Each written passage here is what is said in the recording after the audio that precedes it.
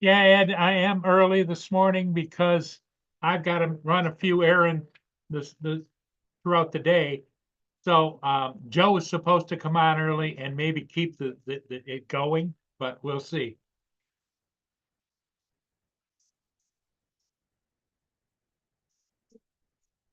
Hey, Giggles, how you doing?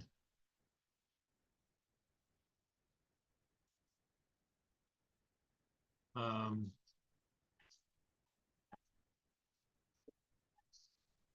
yeah, I'm kind of scrambling around and getting things set up so that Joe can pop in here and take the channel for me while I run a couple of errands.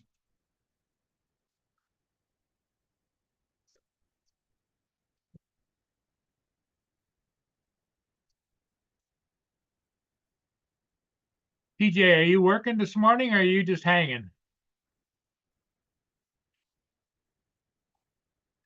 Because if you're not doing anything, you might come on here and keep Joe company when he comes on.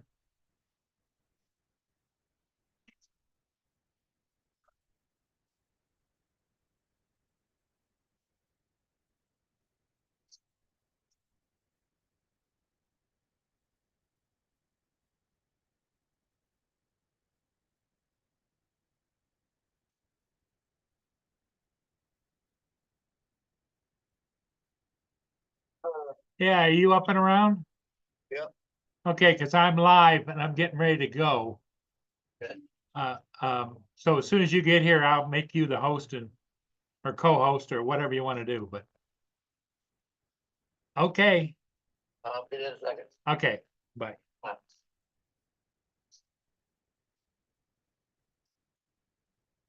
Joe's coming, be here just shortly. Oh, there he is.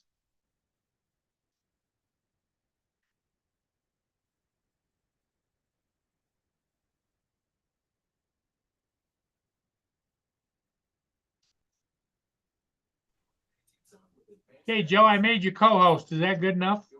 That's good. That will work.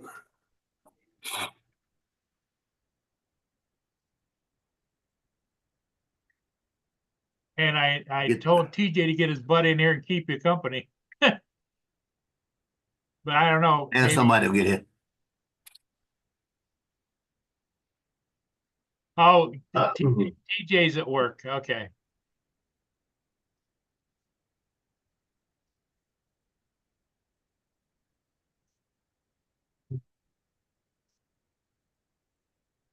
I got a couple of minutes here before I gotta scoot. What I'm doing is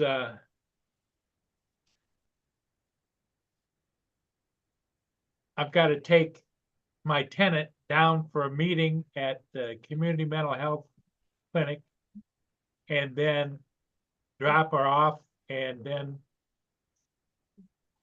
I come back and then I'll go back and get her and back and forth. Yep. Because I don't want You to didn't sit. get a call. It's A too call's not fixed? it's too cold to be sitting in the car. Yeah. What's that, Joe? Your car wasn't fixed? I mean, our car. Her car? No, she's hoping Thursday.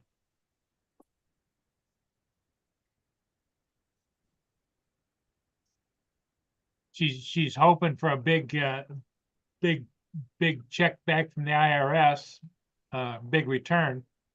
And then she's got a deal on another car. So Yeah. Now, both my daughter gets a big deal from the IRS so she can pay me back that 1,700 right off the bat. yeah. Well, and I got my bank account screwed up. I'm in the hole for $63 right now. I told you not to spend the money on that on medicine, yeah. Yep. They couldn't give you like a couple of pills.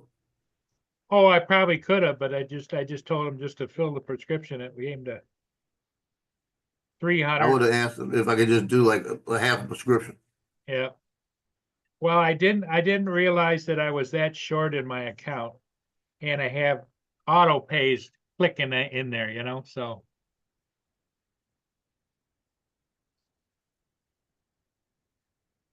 So that's what my issue is.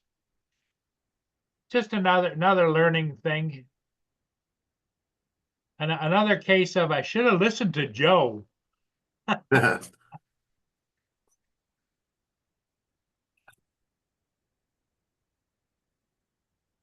I gotta get that money back from her, and then I got team pictures on the 25th. 3 weeks from today.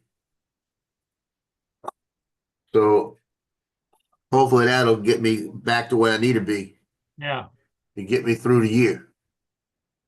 Till football again. Because I'm figuring February you got March, April, May, June, July. 5 months before I have another payday, really. Now the only other thing is the only other deal in this whole matter is the way I did with basketball. I told them to wait till the end of the season, which is like next month, end of the month, next month, before they buy their pictures. Oh, okay. So if the parents start doing that, it gives me another whole payday.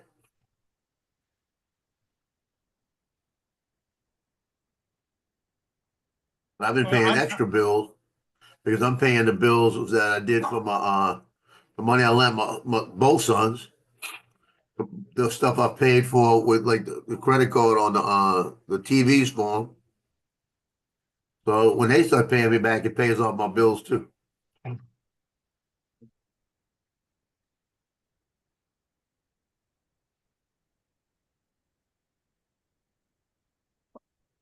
Stop, stop, stop.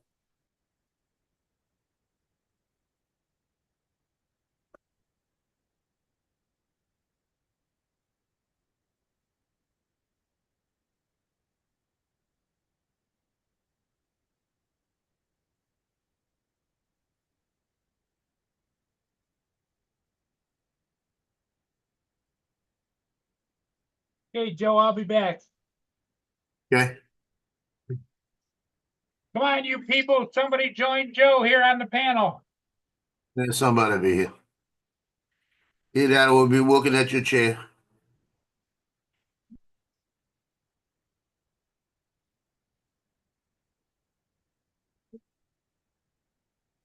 Stop barking. Not the barking dog show.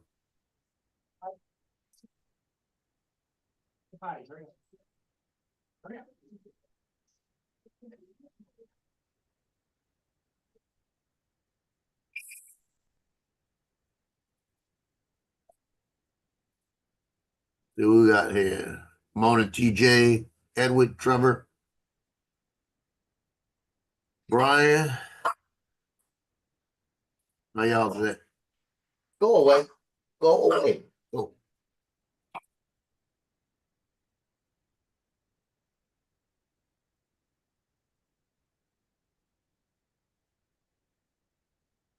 Ooh, cold air coming in.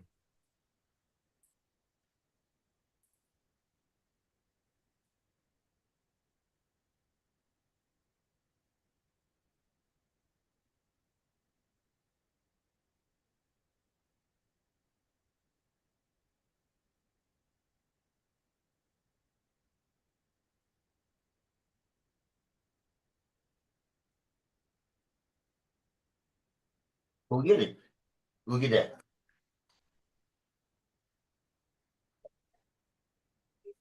You lazy.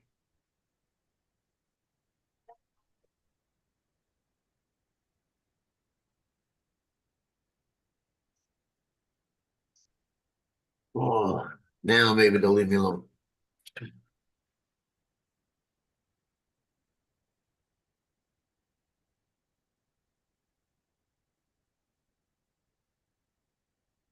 Yep, Paul's chair. So Paul, why you keep buying all these drones? You don't fly them.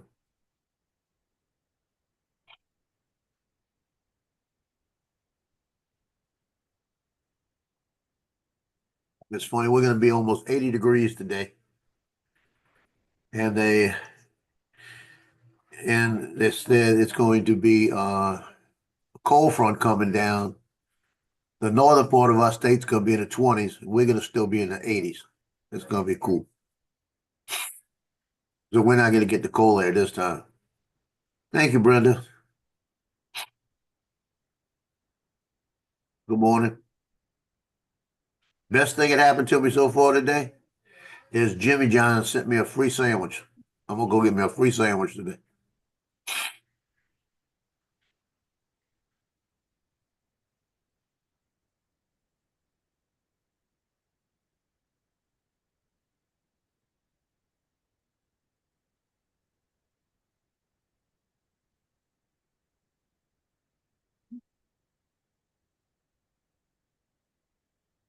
I hope in this new administration they got somebody buys the U.S. Postal Service because they suck.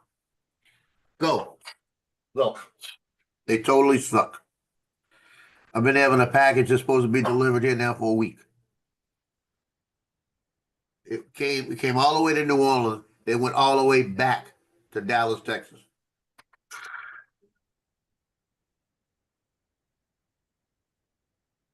Figure that one out.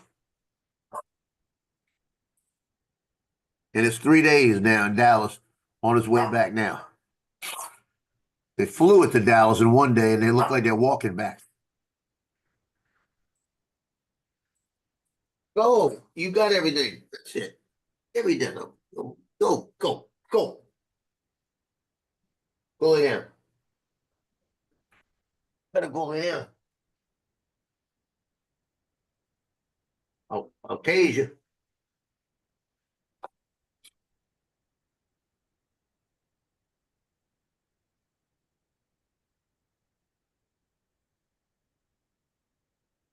I'm waiting to see what's going to happen with DJI with this Mavic 4 Pro. I don't want to spend the money. Bottom line, I don't want to spend the money on that. Come on, get back in focus. There you go. It's just I can't see spending $4,000 right now on another drone.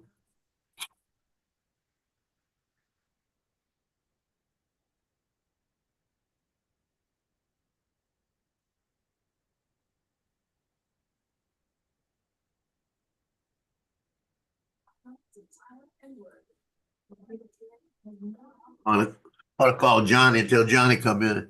And John, it could be the Johnny Drone Fly Paul's Chair Show.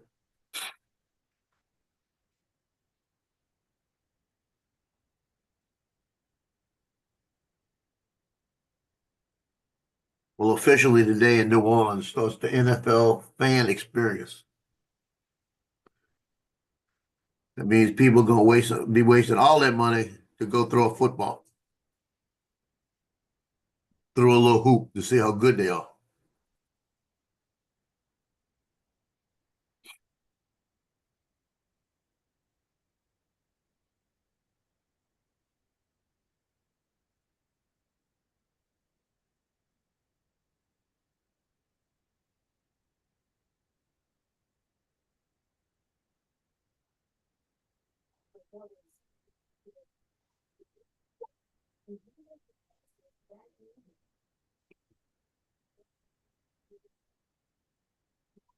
Oh, so we got somebody trying to junk here.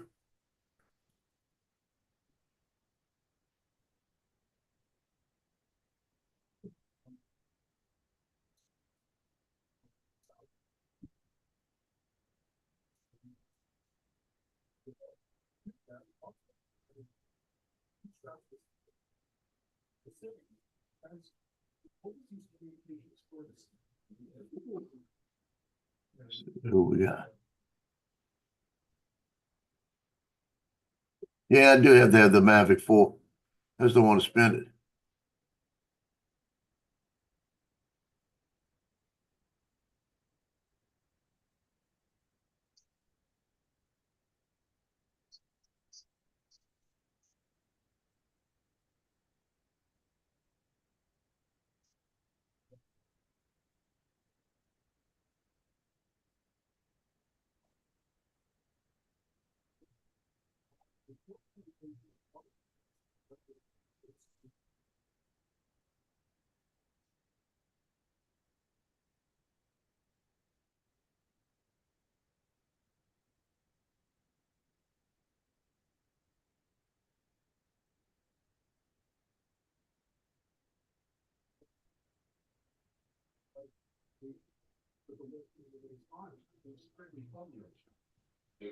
You guys rather watch the chat with this fool in there.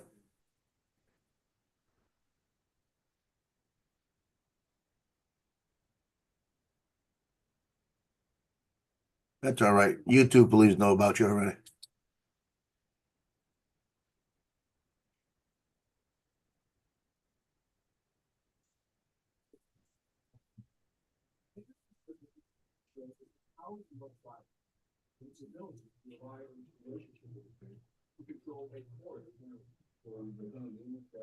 Hey, Trevor, what's up? Yeah, we got a troll. YouTube knows about him already. And good morning. They keeping you guys busy enough? Yeah.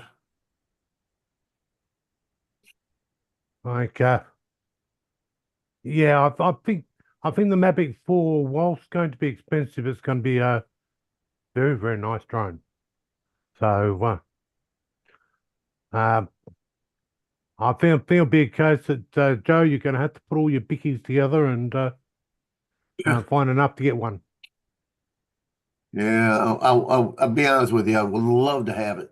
I'm just there's a couple of things about it that bother me, and it's the size of the gimbal, because I think that you're going to have some kind of wind resistance there, and I think in the long run it could damage it. Hmm. 'Cause that's going to be a big deal. Because like even with the 1-inch sensor on the Air 2S, this is the only drone I've ever had that had a gimbal problem.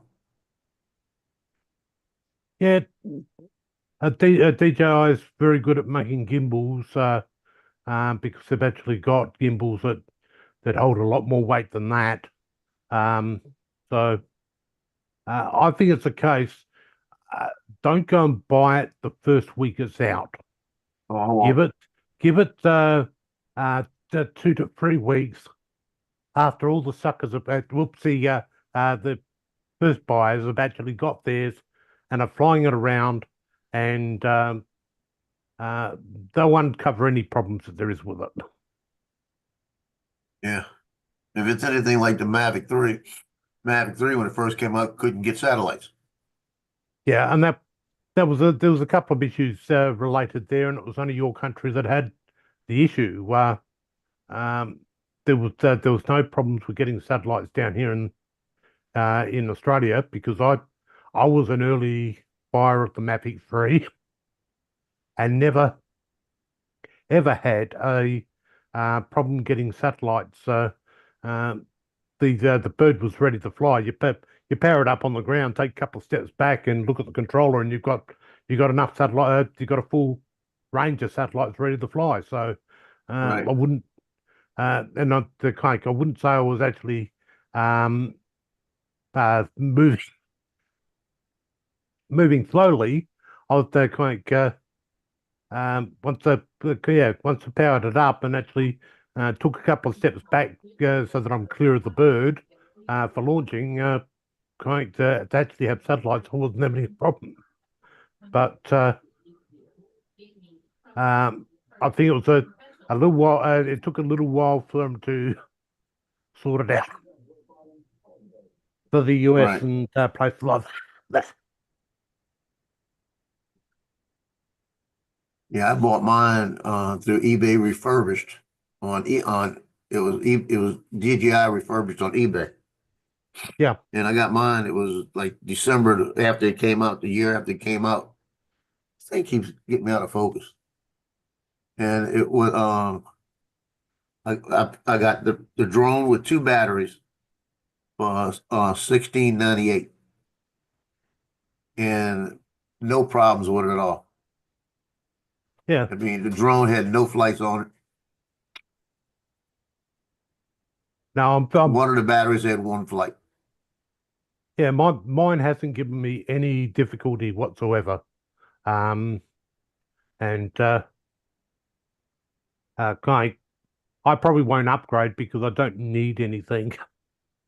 I don't need the 8K. I don't need Right. some of the stuff that they're actually bringing out with a new one. So I'm quite happy with the one I've actually got at this time. Um, but yeah, it's a case that we'll wait to see what they release. Um, because some of the features are still being worked on. Right. But yeah, it's going to. What's probably making it more expensive for you guys is some tariffs that have been put into play, which um, that that's going to make things like drones and stuff like that reasonably expensive for you. Right. Yeah, not yet on that, Brian. They haven't given it yet. But they are talking, type something in, it didn't work. But they are talking, the rumors of either late February or March. But later this month or beginning of next month. That's the rumors, but then they've also said it was gonna be midsummer. Yeah, no, the Matrice 4T took that slot. And that's designed for your first responders and stuff like that. Uh, the Yep. some are actually saying that there won't be a Mavic for Enterprise in any way, shape, or form.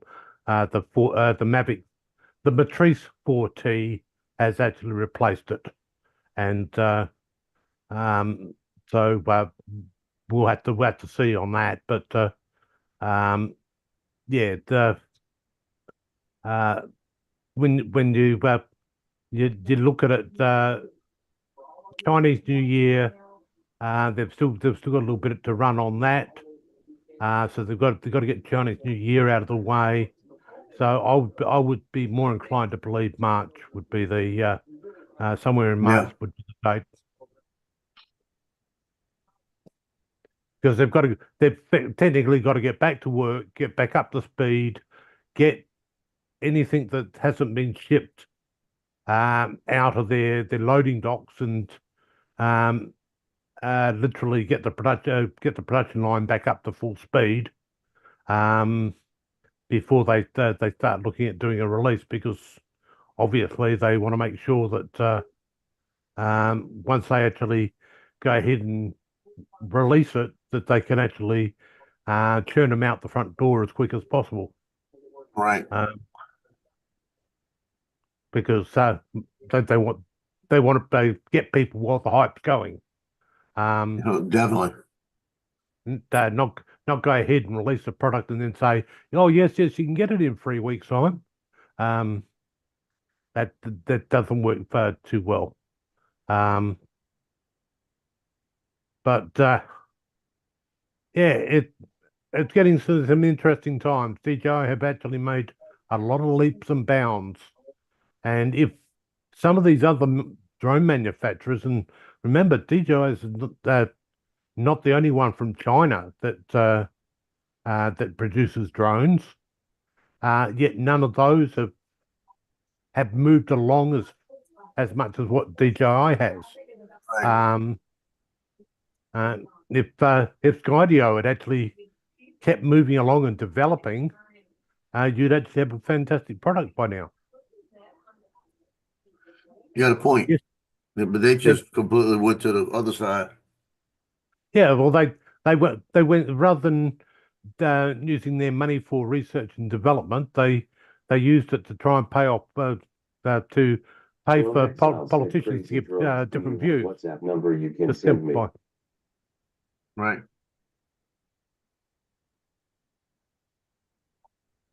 What they did. They messed up the whole market.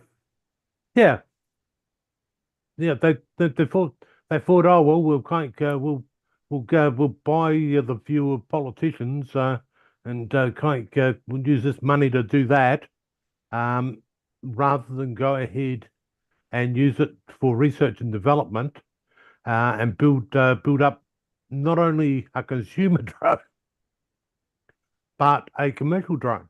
And by going ahead and having drones in both categories, they then go ahead and make it that the consumer becomes the test bed for their product, Right. and so drives the momentum towards their enterprise-related drones.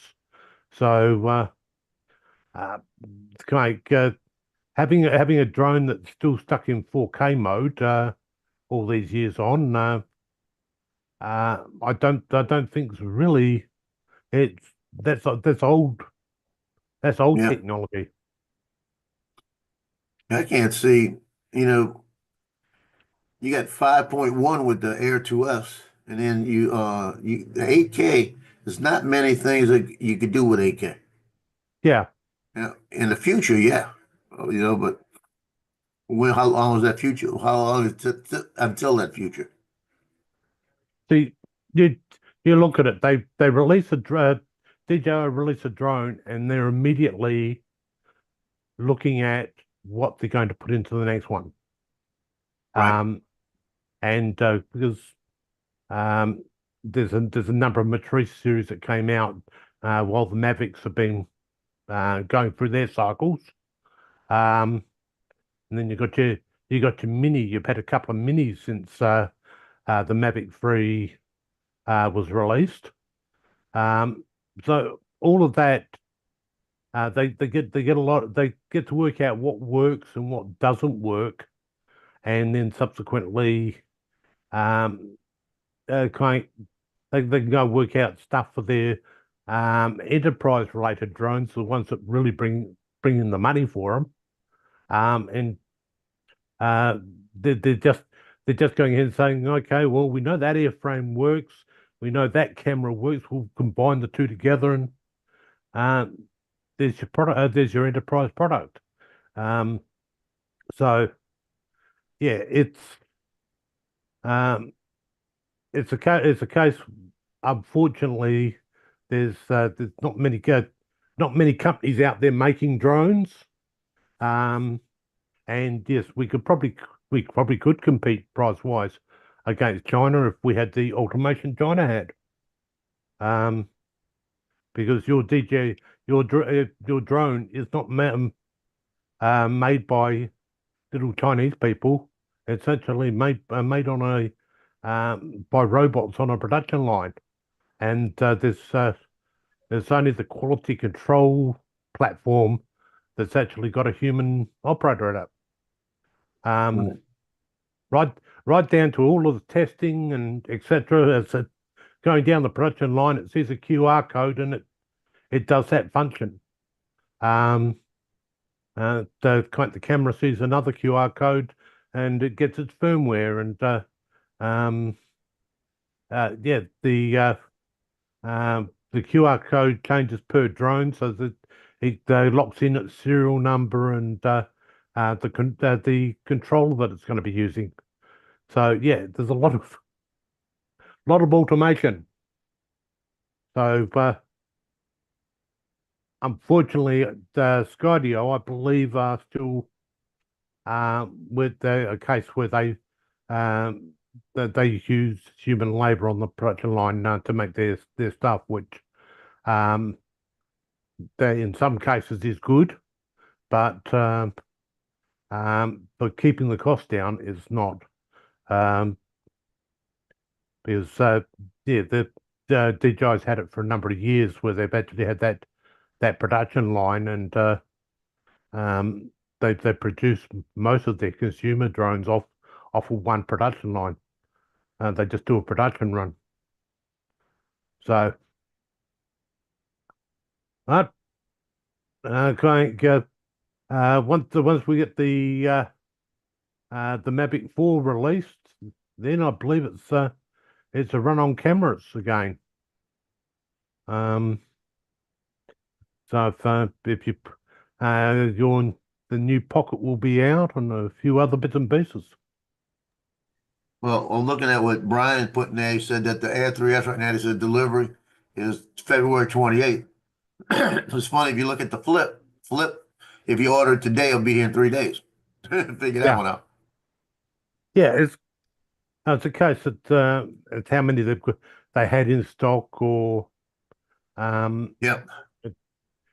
like their warehouse their production line probably would have come to a stop because your quality control team would have taken their Chinese New Year break. And this is one thing where over in America and here, if we take our annual leave, we can take it any time throughout the year. In China, the whole country comes to a stop for Chinese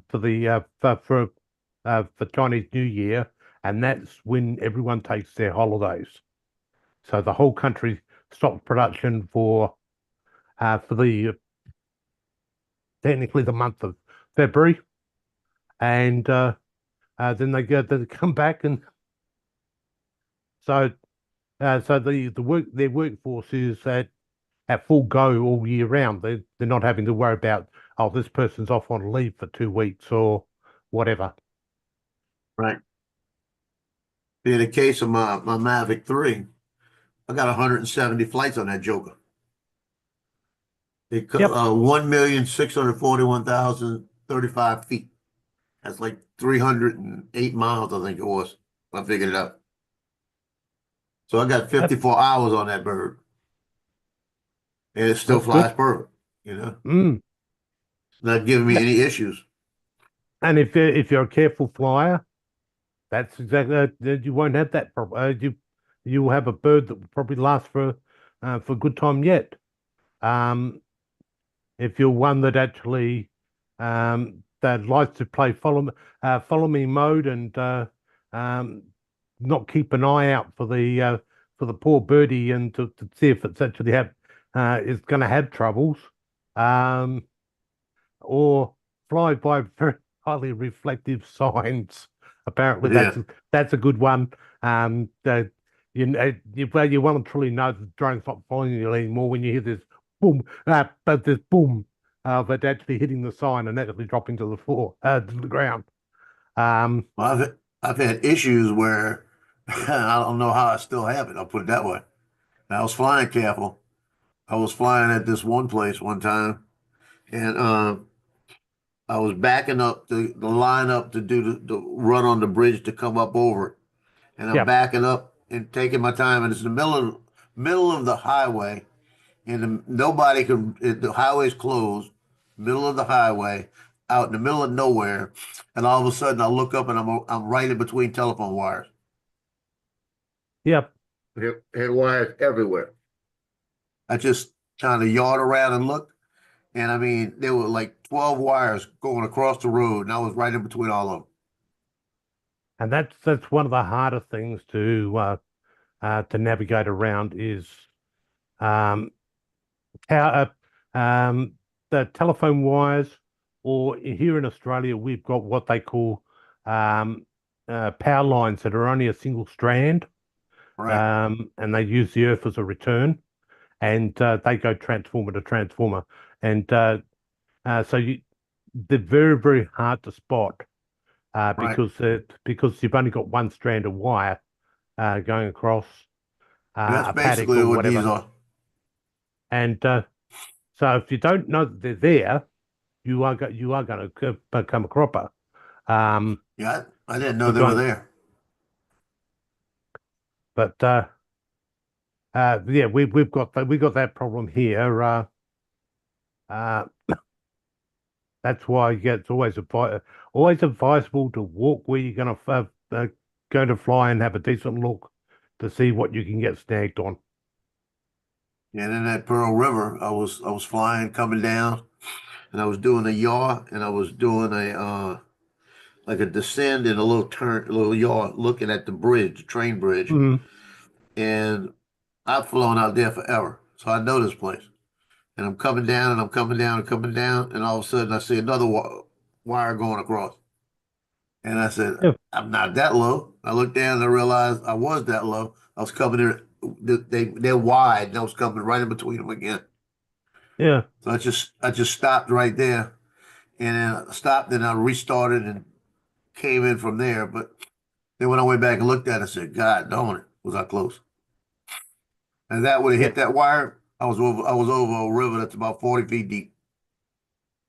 Yeah. It's not the type of place you want to lose a prop. Yeah, that Because was if you gone. because if you were to have lost a prop, you would have ended up in the water, which you'd have ended up losing the drone. Um, Well, it's good. It's insured with State Farm, so it's like I don't have to have the drone to get my money, you know? Like, yeah, but it's the hardest thing with drones is their size and keeping good visual on the actual right. drone themselves because they're very hard to spot in the sky at times, especially if you look down at the controller screen and you look back up to where you think it should be and it's not there. Um, Oh, yeah. you've got to do a quick rescan of the sky to actually try and find where's the drone. Um, but yeah, what I do like about the Enterprise drones is that strobe light, um, both top and bottom. Makes Well, it very the other easy to. thing is, like, if you can't hear the thing, it's even another one. If you got like a Mini 3 Pro, where it's real Yeah. quiet. When I first started flying, I had an Air 2 and a Mini 3 Pro. And I went out when I got the Mini 3 Pro, the first flight, I put it in the air and I'm flying it down the lakefront. And I'm over land. I'm not over water because I was at the point where I didn't want to fly over water yet. And this is like the first flight of this drone, maybe my second flight. And I'm flying it and I'm starting to bring it back to me. And I'm at about 160 feet. And I'm bringing it back to me. And I can see it. I can see it on the other side of the trees coming to me. And my son calls me, and I've got the Apple Watch on, so I bent down on the watch and said, "Hey, what you doing?" You know, like that. And he said, "Well, I'll call and see what you're doing." So I'm flying a drone. So I hear it. I'm hearing it coming. So I take my hands off the sticks just to let it hover for a second. He said, "Well, let me let you go." He said, "I'll call you back in a little bit." I said, "Okay." So I look up, and there's no drone. I said, "Well, where's the drone at?" Like this, and I can hear it. I can't see it. So I'm thinking it's still on the other side of the tree, but it didn't make it to me all the way. But I said, well, I was thinking, well, I did see it already on the other side of that tree, but it's got to be behind those branches. So I started to bring it to me, and this is when it first came out. They were having glitches with the RC1, with the regular RC controller. Yeah. So when I started bringing it towards me, my screen started glitching, and it froze up. So I stopped what I was doing, and I sat there, and it wasn't coming back. So I restarted the controller. So I said, well, if I restart the controller, it should come back to me because I got a good home point. So I'm sitting there, and when I restart the controller, it's not coming back to me. This, like I said, I was new. Hmm. So I said, okay. So I've got a visual on it. My battery's at about 30%.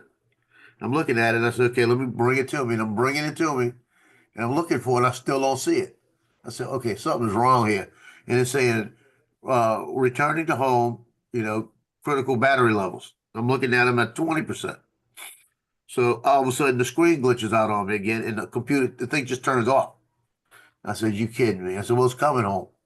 So I'm sitting there and waiting and waiting and waiting and nothing. So I turned it all back on and I'm looking down at it and the drone is landed somewhere, right? And I'm looking at it and I could see the sidewalk, the way the sidewalk shape was. And I said, why? It was black and white pictures. So it's got like 1% battery. I said, okay. I'm looking at it and I'm thinking of the lakefront and I'm saying, 'cause it's only a mile and a half lakefront. I'm saying, okay, it's down by Coffee Street in that curve. So I'll go walking and I got about maybe 400 yards to walk. And I said, it wasn't that far away. So I go walking all back around where I know those curves are on the sidewalk, no drone. So I walk further and I'm going back and forth in that area. This is about an hour. I'm walking around looking for this drone. And this couple walking by me looks at me. I got the controller in my hand. They said, "You looking for a drone?" I said, "Yes." "Why?" I said, "Yes." They said, "Yeah, it's down by Gerard Street." It was 7 blocks the opposite way. It had gone over the top of me. Hmm. So when it was over the top of me, I'm sending it away from me the whole time. Yeah. And I walked down there. When I drove down there, because it was the same thing, the curves in that area too. I didn't think about it. When I got down there and looked at it, sitting right there in the grass, nice and pretty. Hmm. I gave Yeah. it a new name that day. Yeah. No, Lance? Yeah, the return to home, if at any time you do lose sight of your drone, it's always advisable to fly up a little bit. Yeah. Because if has got itself hidden in amongst things, etc., it by you taking it up a little bit, yeah, you might actually move it move it so that you can actually see it. Um,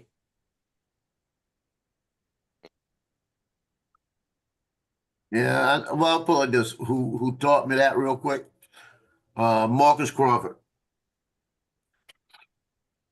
Yeah, Marcus Crawford. He he was talking about something on one of his channels about the same thing about awareness and if you lose control. And that's when they had so much trouble with that Mini 3 Pro.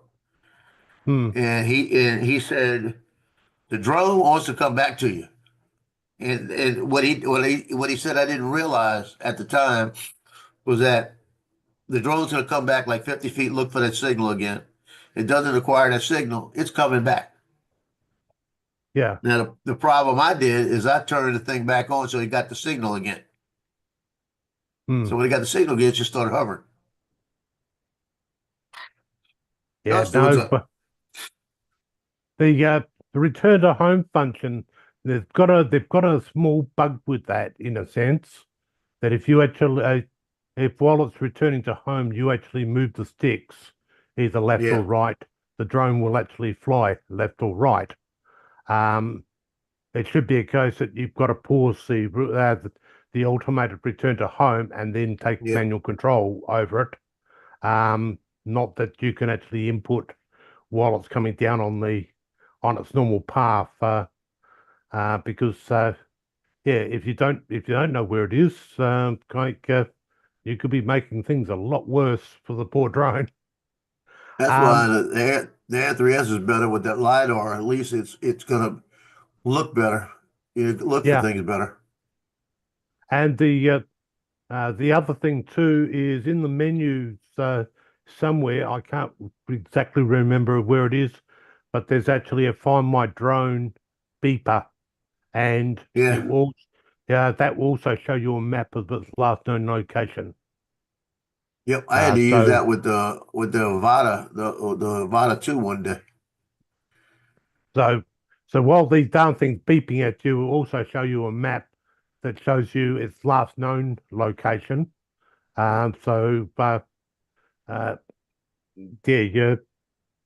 Uh, yeah, you might be able to work out a lot easier where the drone is. You see, Um, that was the other thing because I didn't have a hotspot picking up on for the controller, so the controller didn't load the maps that day. So I didn't have yeah, maps to see where I was. Now I make sure I've got a hotspot running because once the map's in there, it's in there. yeah. Well, You know? uh, if I've actually gone ahead and downloaded into the controller all the maps for this bottom area because I don't need the latest and greatest. I just need a map to Yeah, that's appear what I there. do. So you've got the availability to see where your drone is, um, because maps don't change that much from day to day. Or mm, when they do the updates, 9 times out of 10, is just to update the speed limits or to update some small little thing, or someone built a brand spanking new house and it's suddenly appeared, or someone's knocked down a house or a building. Right. But yeah, the the map is still quite accurate. The land, the shape of the land and where and the roads and etc. doesn't change that much. Unless you've got somebody who's actually deciding to completely redo the town and actually relay all the roads and everything, which you'd well and truly know about that well before you actually went flying. Right, we would. Because yeah, it's just one of those things. Downloading a cached version of the maps onto your system is quite a good idea. That way, if you aren't lucky enough to actually have a Wi-Fi signal out in the field, because I've got the problem. I might be able to quite easily connect to my phone for a Wi-Fi hotspot, but there's a few places that I fly that the mobile phone just does not have signal in the first place. So there is no data. So yeah, it's a bit of a pain in the neck. They haven't worked out how to give us all mobile phone coverage perfect for everywhere yet. What's up, Justin? What's up? Finish working on the car? Do what? Finish working on the car? What car? Well, that's what Lance says. You're working on the car.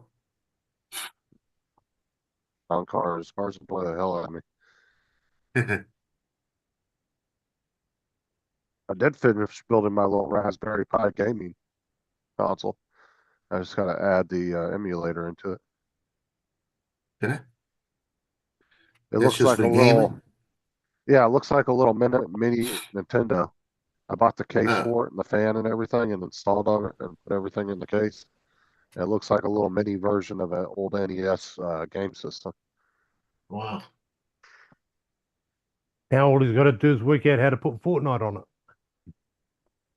I already got a version of Windows on there, but I'm gonna delete that and put a game emulator on there.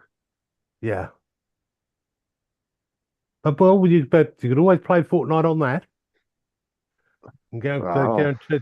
guarantee you that they wouldn't you wouldn't lose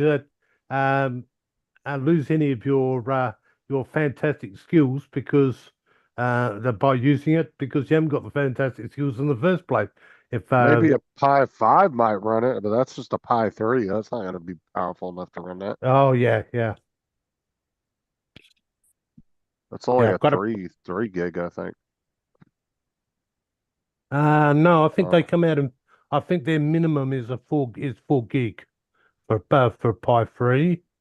The Pi 3B had a few extras. mine's just I've a got standard Pi 3. yeah, I've got a few hidden around the place doing different little jobs.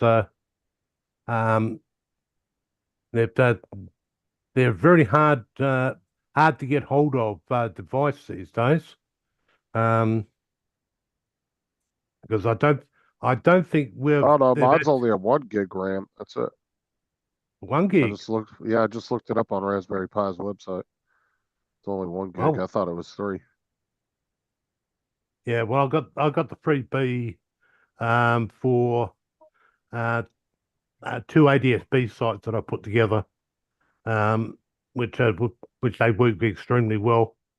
One of them's been going 2.5 years without a problem. But yeah, during COVID, just couldn't get any Raspberry Pis whatsoever here in this country. Yeah.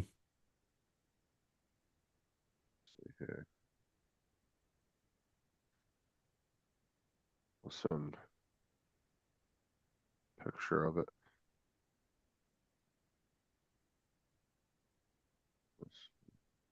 I gotta find out about shooting soccer tonight too. God darn.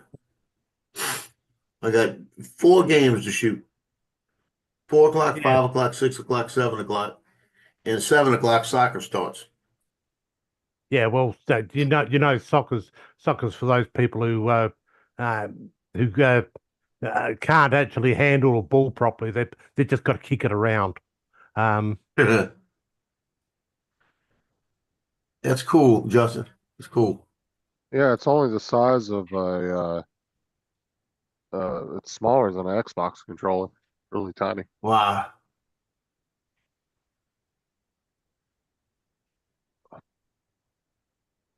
I played around with it. Played around with it a little bit. Put Linux on it and played around with it, and then I tried a little Windows operating system for it. Hmm. You can actually surf the web with it. Yeah, there's so much that you can actually do with those little devices. It's not funny. Um, they're they're sold. They were originally designed for small small projects for schools, so that they could actually teach kids programming and that type of thing. And they have well and truly taken off. There's a supermarket here in town that's got a whole heap of big TV screens at the end of each aisle, and all their specials and everything get cycled through, and it's a little Raspberry Pi that's on the back of the thing that's actually running it all. So they're able to show up the specials and then return to what's on this aisle and etc. It's very looks quite good. Oh boy. There was another one that came out that was not made by Raspberry Pi. I can't remember the name of it, but it was supposed to be better than the Raspberry Pis. I can't remember what the hell it was called though. They got the banana pies. Yeah, there's been a few spin-offs. Um, What was the name of it? It was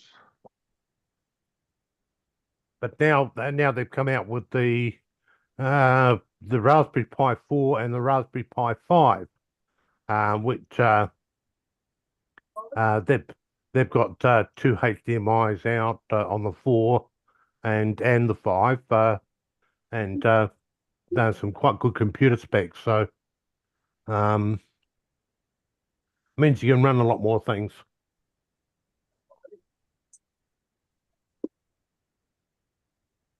Oh no, Mark has entered the building. Paul's chair, Trevor, Justin, birthday boy Joe. Thank you. What, they let Joe live another year? Yeah. Don't say that. Oh, Edward, TJ, yeah, that Raspberry Pi, the Brian, 16 gig one. It's Justin, Brenda. $120. hmm. Fucking expensive. So you look at it. They've got a sizable amount of RAM. You can actually use them for just about anything. I've actually seen there's one place that puts out an image to turn it into a full-fledged PABX for your office, things like that. It's amazing what they can actually do. They got a Pi 5 kit, an 8 gig kit on Amazon. Comes with the case and all the cables and a case for it, like a Yeah. zip up case and a 128 gig card. Hmm. Still expensive though, $164. Yeah, well, what you got to realize is you're not only getting the power, but quite a good quality power supply for it, but then you've got a case which you really do need to put your Pi in a case of some form or another. When you so they've gone ahead and they've addressed everything that you will need all in one kit. So it does add up a little bit, but they are a very handy little device to actually have. Yeah, they just got really expensive after COVID, man. Pies used to be really cheap. Oh yeah. As I said, I went on a waiting list for What's up, Al? for a pie, which I started that during COVID, and it was about 4 months after COVID. They said that they had them in they had them in stock, and when I actually ordered, I wanted two, but I could only get one because they were rationing, and second bit was that they were so close to being out of them already. There were so many people that wanted them, and I know that there was a waiting list for them for another 6 months, another 6 months after that. So it just shows you that you take away production for a little while. Morning, Al. It's amazing how long it takes to catch up. See, China's started to fight back already. Oh yes. Threatening to put tariffs because it's Trump's favourite word on Oh, everything yeah. that comes from the States now. Yeah. The writing was on the wall. Once one country goes ahead and sticks tariffs on country A because they doesn't like them, then that country goes ahead and sticks tariffs back. And they pick industries where Yeah, Donald. they know too well that that they can actually get they can get the products from other places, so they're not going to have to worry about the price going up. It's going to be a case that the price for the other countries will have an opportunity to sell their goods to China. Yep.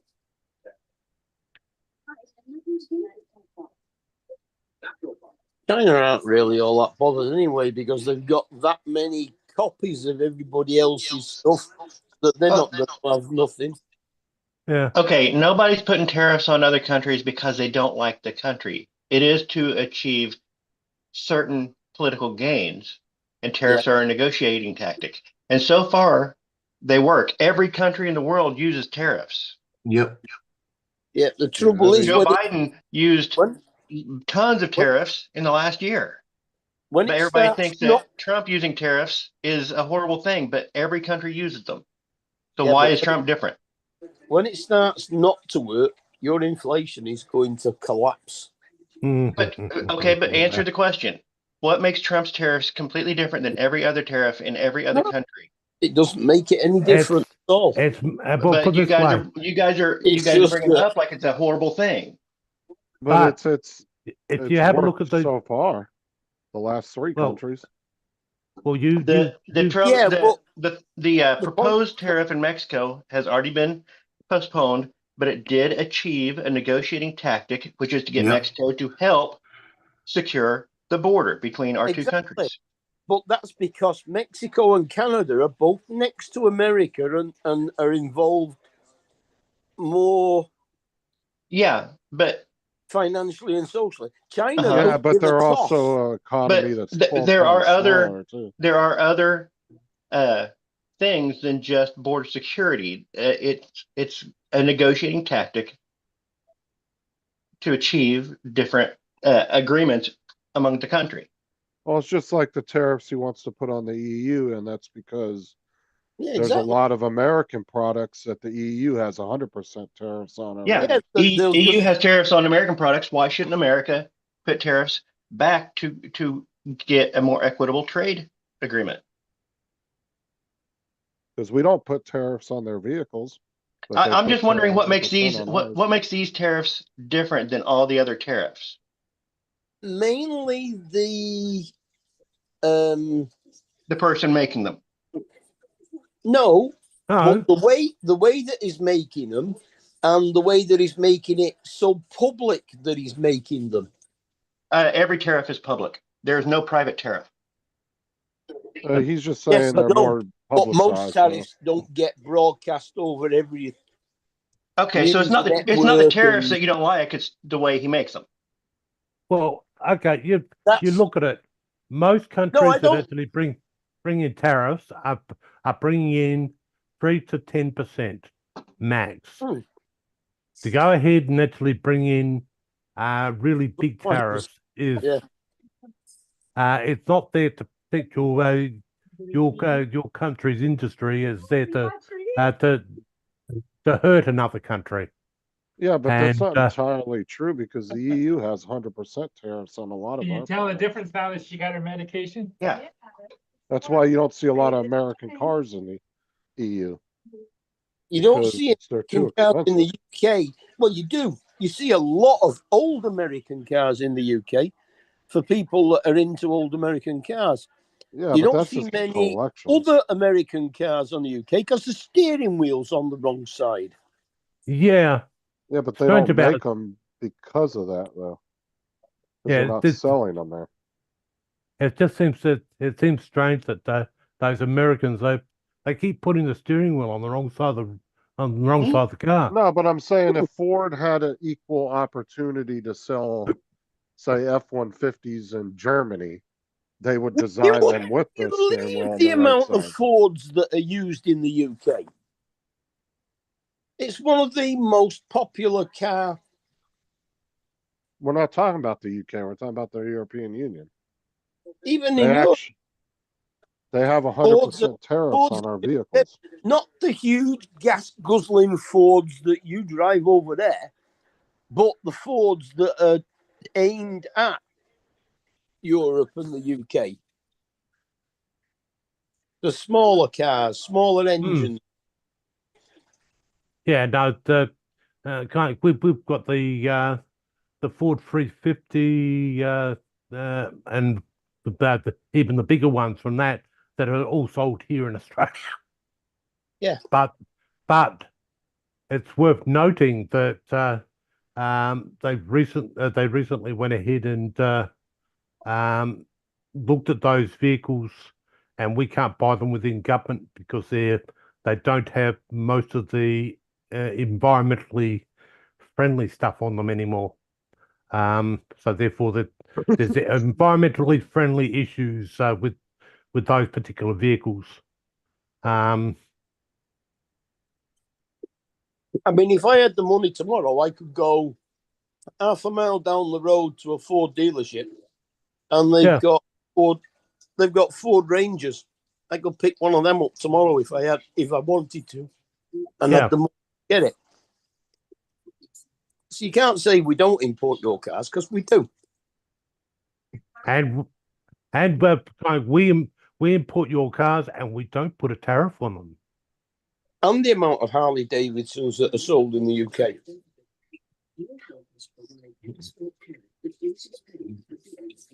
That's because y'all want the best. Not No, necessarily. I've always heard No. Harley Davidsons were kind of. Harley Davidsons are not the best. I've always heard They're those were kind of like, what do you want to call it? Like a lot of maintenance. Yeah. Mm-hmm. Yeah. I don't take charges. I use the gas safe register, the only official list of legally registered gas engineers. Well, Harley Davidsons are expensive vehicles to buy and expensive to maintain, but they are nice. Yeah. Yeah, they have a cult following. Yep. Yeah. Oh yeah, especially not among they're biker not- groups. Yeah. A practical bike to get. Justin, did you ever ride a motorcycle or have a motorcycle? Not a street bike. I used to ride dirt bikes back in the day. Dirt bikes? Okay. I was in, had like, an Hondas, amateur I had motocross Harleys, back when I was had a them. I had them teenager. all at one time. Joe, did you ever ride a motorcycle? Yeah, when I was 18, I had a Kawasaki 900. Oh, that's I used to be an amateur motocross back when I was a teenager, Not bad now. but not. never How did you sprint do? cars. That was pretty good. Went down somewhere. Hey, Donald, good morning. Sorry to keep you guys, and my hats go off to Captain Joe for and Mark keeping the channel going. Trevor was here. Trevor, it was not me. Trevor, Justin, Mark, and then I've not been on long.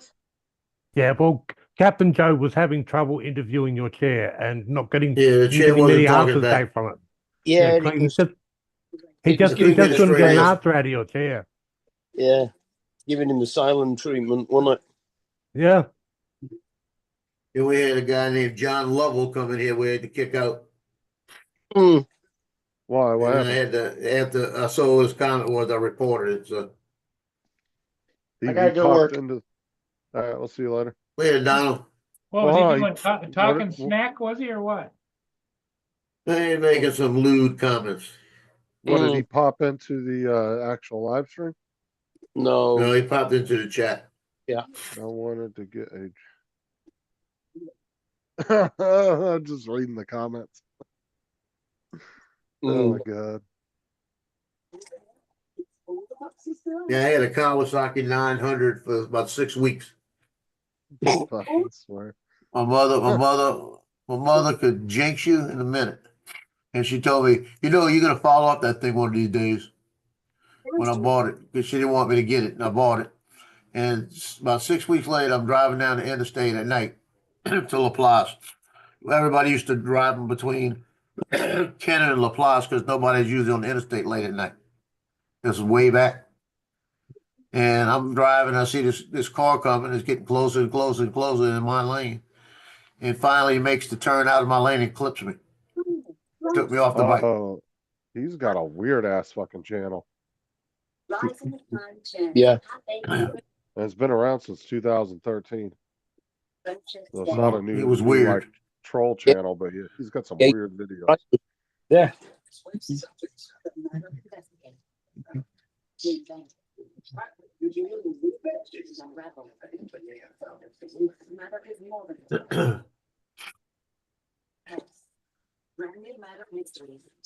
Yeah.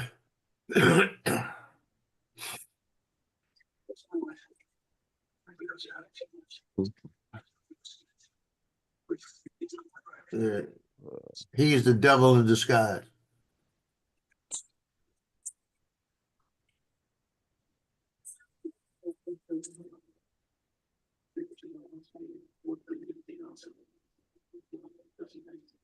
I had Well, a I just troll looked at come into my DJI channel. site. They haven't upped any tariffs on them. Any prices because of tariffs. Yeah, they've not done it yet.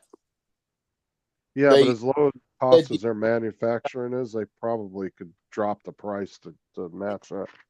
China is still discussing the tariffs. They've not actually imposed them yet. Well, they actually said they were willing to talk. They were the only country that was willing to negotiate from the beginning. Yeah, from the So, I don't- beginning now, Mexico and Canada is. Well, see, the problem with Mexico and Canada is they're trying to take on an economy that's 12 times their size. There's no Yeah. way they would outlast that if they went. I mean, Tit for the tat. only reason allegedly that Trump was doing that was to secure the borders, which Well, and he's two, in doing.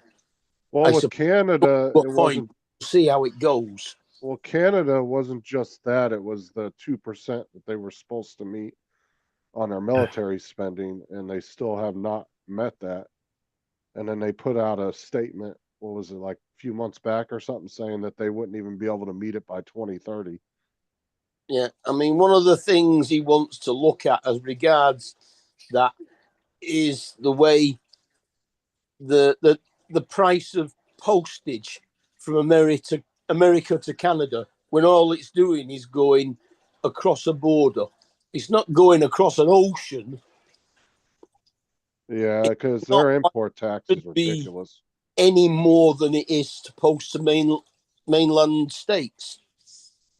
Well, that's the thing, is there shouldn't be an import. We don't have a, like, if if, somebody from Canada was to send me something, it wouldn't cost them hardly anything, but if I sent Yeah. them something with It all the cost, duty fees and the import tax, it's ridiculous. yeah. I mean, what about when Jim Beauchart went back from the Florida meetup? He took stuff with him. So he sent a box of the clothes that he'd been wearing.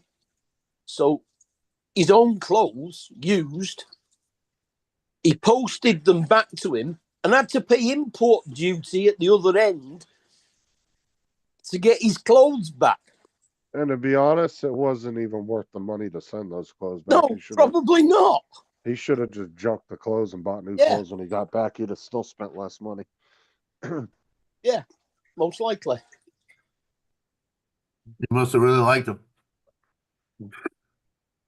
Yeah, there's no reason why Canada and the US's mail service can't be integrated to where we don't need to pay fees to ship back and forth. Well, it will be once Canada becomes the 51st state. Yeah, there we go. Yeah. There it is. It's not gonna happen. I mean, how do they work with Alaska? Alaska's part of America, but it's the other side of Canada. Well, that's Do the they thing have- is like, Same thing. well, that's the thing is like the aircraft carriers, right? They all have a shipping address. And if I Yeah. want to ship somebody something on an aircraft carrier, I put that address on there. It costs the same as me shipping it to Joe. Yeah. They don't Yep. charge anything extra for that, but that shit's got to bounce all over the world. Yeah. Before it gets to the carrier, right? Well, It that doesn't was just the go thing straight to it. when Lon wanted to send me one of his old GoPros. The postage was way too much, but he said, "Do you know anybody in the American forces that's based over there? Because I can just then send it normal post to the station." But unfortunately, don't. So Right, it's cheaper just to send it. Yeah, because the military, Yeah. even like when they ship stuff to a PX, like a store that's on a military base that has all American products in it, they don't pay extra because they had to be shipped across the world. The military loses money yeah, on that, but to keep the prices the same as if they were at home. Mhm. Same with the shipping of the mail. But that's why our mail service I is mean, always we actually have the same thing. We have the BFPO, which is the British Forces Post Office, so that anything you send to a serving member anywhere in the world doesn't cost you any more.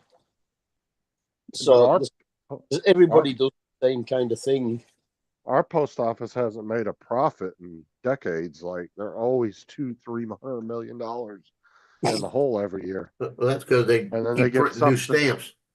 Well, and then they get subsidized by Congress, and they just pay that loss every year.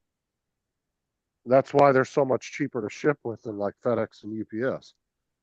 Yeah, I must admit that some like Hermes and DPD are cheaper to send parcels by than our post office as well. But that's the thing is the post office can't up their rates. They can't decide tomorrow, you know what? UPS raised their rates by 2%, so we're going to match that. Yeah. They actually have to get approval for Congress to raise their rates, and that hardly ever happens. So In fact, that parcel I sent to Laura, I took into the post office, put it over the counter, and the post office sent it by Every, which used to be Hermes. They didn't use the postal service or parcel force. They sent it by a private courier. yeah, the post office really sucks over here, but post office generally seems to suck in every country. So whatever their government post is, Mm.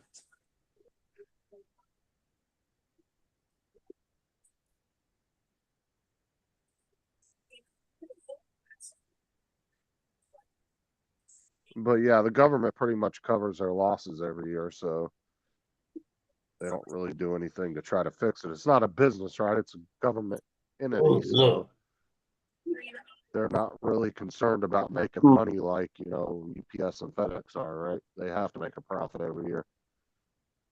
I think the big problem with the post offices is they failed to see the takeoff of parcels coming. So they were very slow at gearing up for the parcel side of things and the transition from parcel I like it, delivery Laura. to actually from letter delivery to parcel delivery. So they didn't transition as quick as they could have, and they got caught behind the times because you look at it, there's very little being sent by post anymore. I think most places actually go ahead, and if they're going to send you a bill, they send you it in as an email these days. Yeah. So yeah, it's a case that a lot of their big paying stuff literally walked out the door. But in replacement, the actual parcel industry had well and truly taken off, and they were geared for parcels. Joe, read the chat.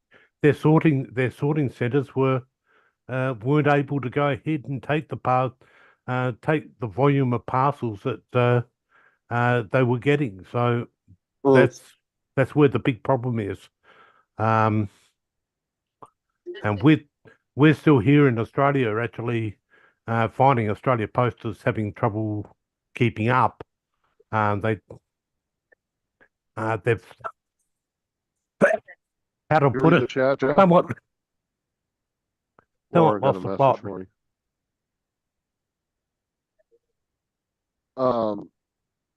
My Laura, Yeah, JDS. yeah. If they decided tomorrow to privatize the post office, yeah, they'd be making a profit real fucking quick because the company Yeah. would come in and they would figure out where all those shit's going wrong and everything, and they'd have to fix it in order to make a profit. 'Cause I think By there the way, was talks a couple of years ago about privatizing it, something, yeah, but then nothing ever came of it. Justin, your audio is very bubbly tonight. Hmm. Is that better? Yeah, that's better. I'm a little far from my computer, so Yeah. Yeah, Oh, no, is well, it Bluetooth headset? yeah. Yeah. Yeah, it was just dropping out a bit. yeah, no, you just got that bubbliness sound, and kind of that wasn't your normal standard. It was just probably getting out of range. Hmm. Laura said, Joe- "Happy birthday, Joe," and shut up. Joel and Llama. 204, Llama. is that Eric? Laura. She changed her name to Llama Laura. Hmm? It's got Yeah, rid of no, I the see little that. in it. Yeah. What was 204? Is it Eddie No. or Eric? Or what? I can't remember now.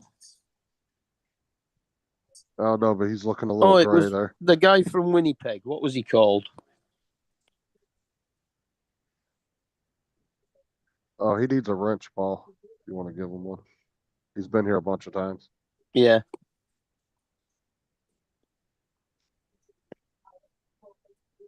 I know he told us his name yesterday, but I've forgotten it already. And Dominic's not here to remind us. Oh,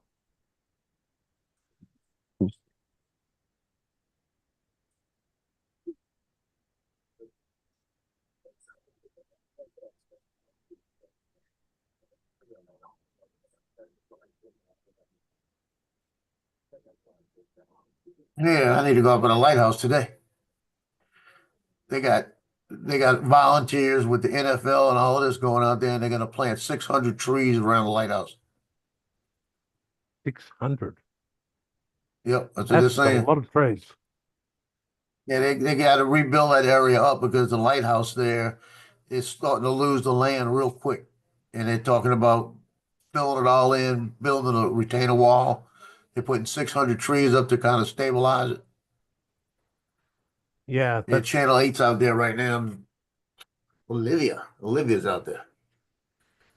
the only problem with planting trees around a lighthouse is much the same as what we had. Our Bureau of Meteorology had a beautiful radar, fantastic shots, always great until the trees grew. Yeah, And yeah. And subsequently, now there's trees in the way all the way around, and so you get blotchy radar coverage. And Yeah. of course, with the lighthouse, you've got to worry about the trees getting high enough that it obscures the yeah. light.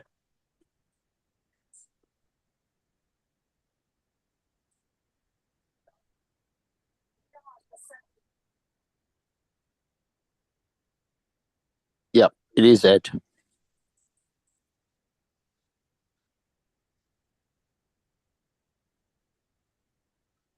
You know, Johnny and I were out there about a month and a half, 2 months ago. And there was a bunch of guys out there in their little yellow vests with poles sticking into the dirt, see how far they would go down.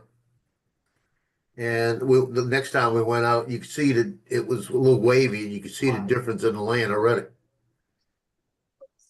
So they're actually talking about, well, they got trees behind the lighthouse. They're going to probably plant all in that area around the coast of it. And then they're talking about putting a retainer wall and filling it all in. They need to get it done because that sucker, the way it looks, if we get something really good there with those waves, it's going to tear it up. Yeah. Is it an actual used a lighthouse, or is it just an old one? Yeah, it's automated. It's all automated. The door is missing from the bottom, so you could actually, if you take the boat over, you could walk in and go up the stairs and that. But it's actually automated. It works when it's all solar powered. It's set up to, and at nighttime it's got as soon as it gets to a certain point, it all turns on. Yeah, but we've got a lighthouse some distance from the town that's completely automated. And these days, in the old days where they used to have lighthouse keepers are gone. Well, they used to have to go up and light the actual light because it was a candle, basically. Yep. I had to go and do that. But no, that's a trade that went many, many years ago. There's an island about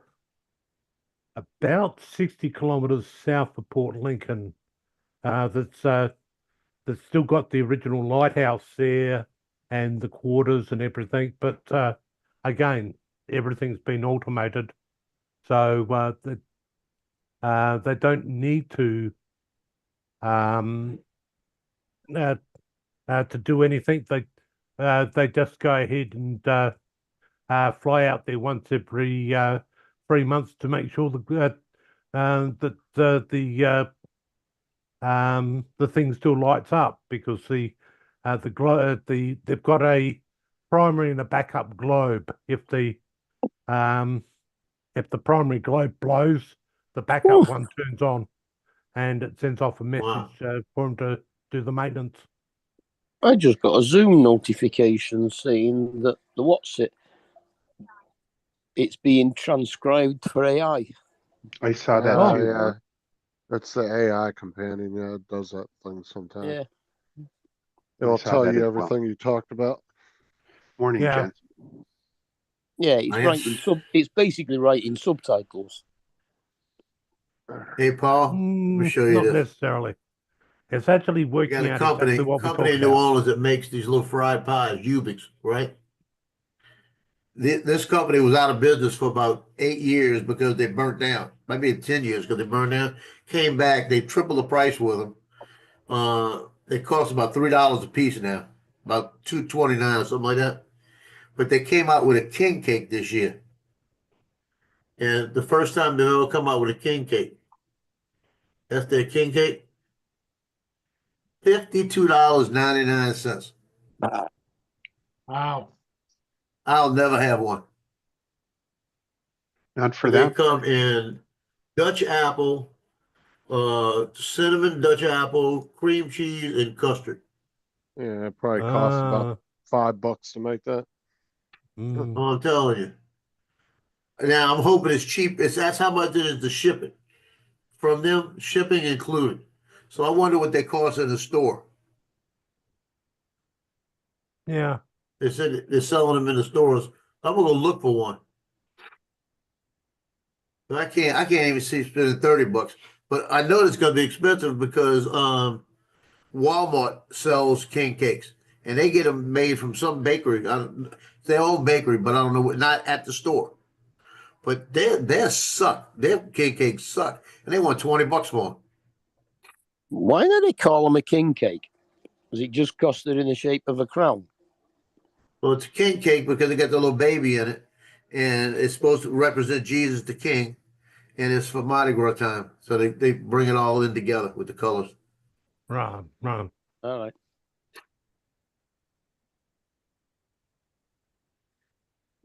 But I'll Mardi send Gras, you. Mardi Gras I'll is the send you a start link of, that tells you the history of the king cake. but Mardi Gras is the start of Lent, Yep. which is leading up to his death, not his birth. Yeah.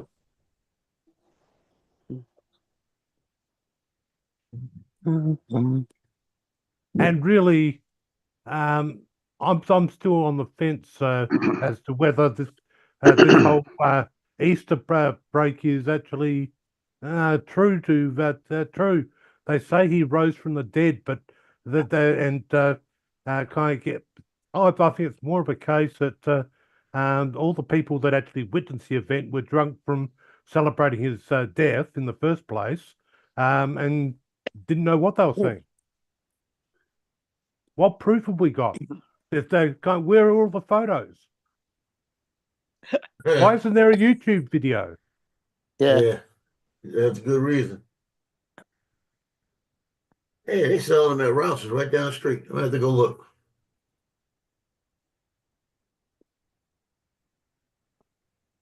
Yeah, Rouse's by Mandeville High School. Actually, it's the Rouse's by Pizza Hut. East Causeway Approach. That's why I didn't see him at the West one, the one on the West Approach. Hmm.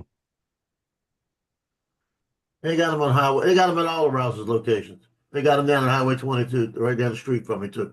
I have to go over there and see one of these, see the price. If that's $20, I may throw the $20 out there because they may just be charging an arm and a leg for shipping, you know. But Yeah, I got a who feeling knows? it's gonna be like $39.99 easy. Yeah, but you don't know. It could be a case that they go ahead and get them off to these other stores cheaper so that they can actually sell them at the same price. Yeah, Give them it's kind of hard to believe that they're going to charge 52. Like it's 52s with shipping. It's kind of hard that they would even charge these $40. You know, Hey, Joe, how much money you think I could get for that? oh no, oh, no. I couldn't tell you how many batteries. 3, 4, actually. Oh, 3 here. Oh, 3. What are you selling, Paul? Lance. A Neo. Oh, Uh-huh. Well, you don't use it. I've only flown it, what, a couple times, Joe? what?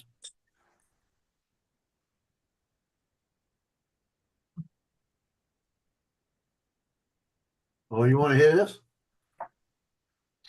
They Yeah, don't even very have the good. Neo on the DJI site.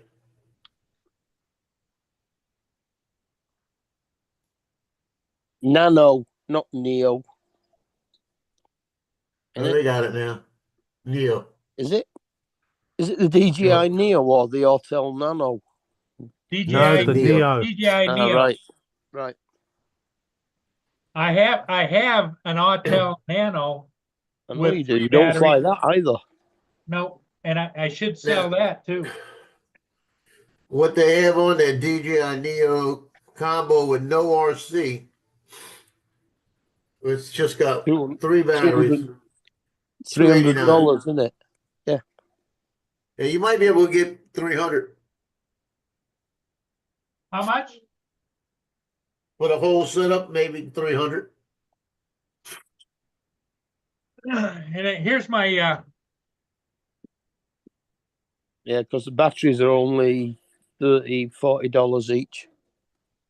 Yeah, it's 289 with no RC. He's got an extra battery. He's got the RC, and he's got the RC goes with that. yeah. Yeah, because you could use the SN3. Was it the RCN3 you got?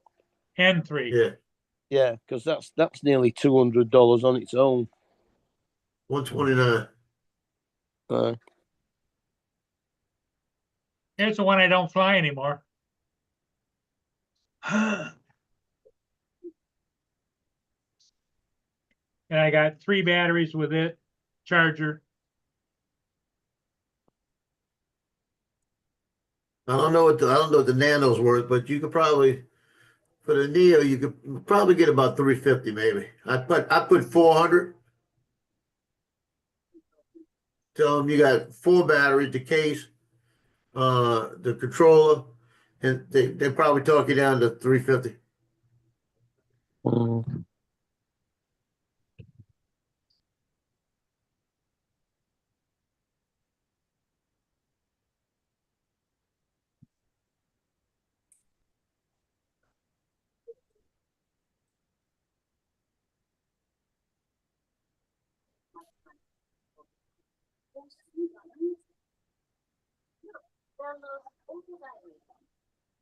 I got out of soccer tonight.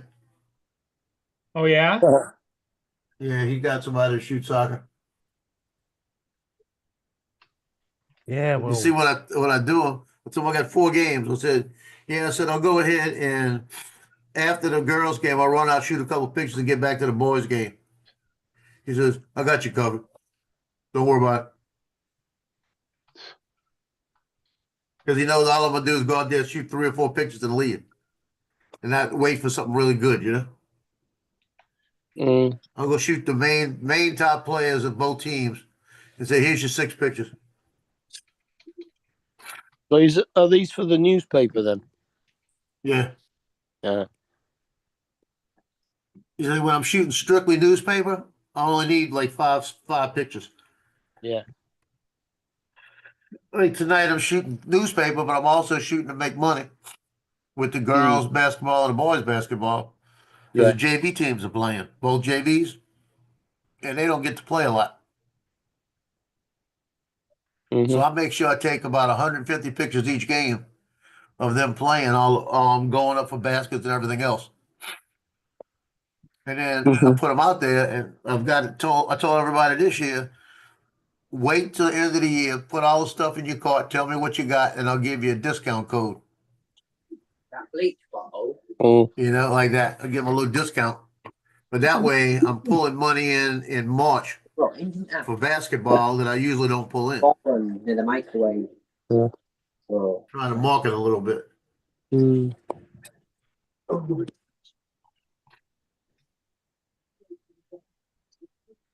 Well, I got a girl. There's a girl right here. Come see me.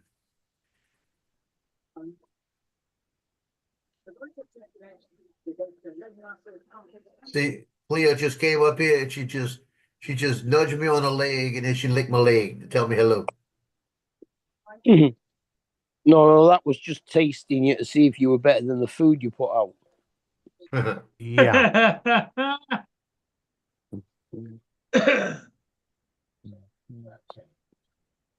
My baby girl.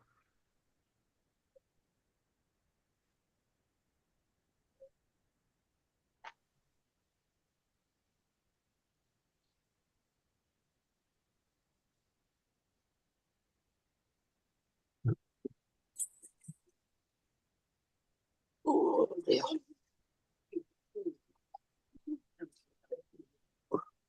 How are you going? When she gets in. Right. We oh, the land's still there. Yeah, you can. Yeah, I'm here. Yeah, when you get a chance today, go look at that new video I put out with the Neo. Okay. I'll take a look at that right now. It's let's take a chance at some easy acro with the DJI Neo. The Neo. I'll tell you what, I just watched Dan Random's video where he said, right, we're going to do the Neo and we're going to do it with the RC2, so I should have more control with it on this. He No. took off and crashed straight into a tree. RC2 you have doesn't more give you the control. control. You have better control with the motion control and the goggles. Mm. And I still almost took out an oak tree. Yeah. Well, you've got to prepare beforehand. That's where you take the chainsaw with you and you chop down every bloody tree around. I wish it was that easy. Like it's only a matter of going ahead and you take the chainsaw with you and you see any tree whatsoever, just chop them all down. That way you guarantee that you won't run into the tree. It'll probably be the power pole that you'll hit next. Yeah. Lamp posts. Yeah, lamp posts.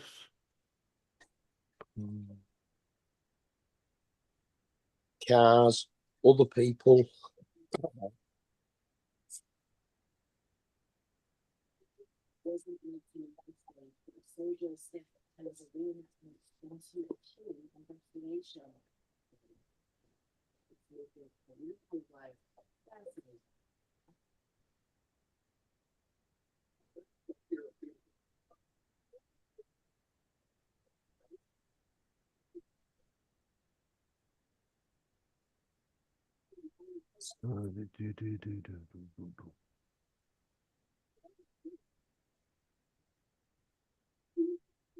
Oh boy.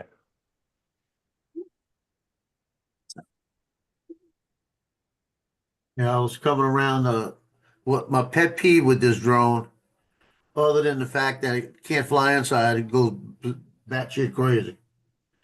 Is I did a flip in easy acro and it completely stopped and then took off. And when it took off, I lost control for a second and came around a curve. And I guarantee I scraped that oak tree. Are you insane, Joe? Why? You're leaning against the pole. I would stand as far away from a pole if I were you. I was protecting the pole. Yeah. Right. Oh, those two That's what he dogs tells are us. curious. Mm. Those dogs loved it. The guy that was walking the dogs told me, he said, every time they saw it coming, they were waiting for it to run after it, you know? Oh, yeah. He said, he said, that was fun. He said, thank you. And are you flying with the phone? No, you're flying with your goggles. The motion controller.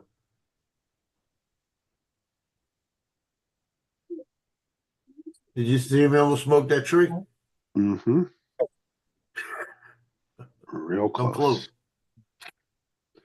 Here you come back to are those Shih Tzus? Yeah, Yeah. they were Shih Tzus. They saw that drone go by and they were Shih Tzus. All right. Best The dog in last the time world. I passed them, they both went after it. Whoa.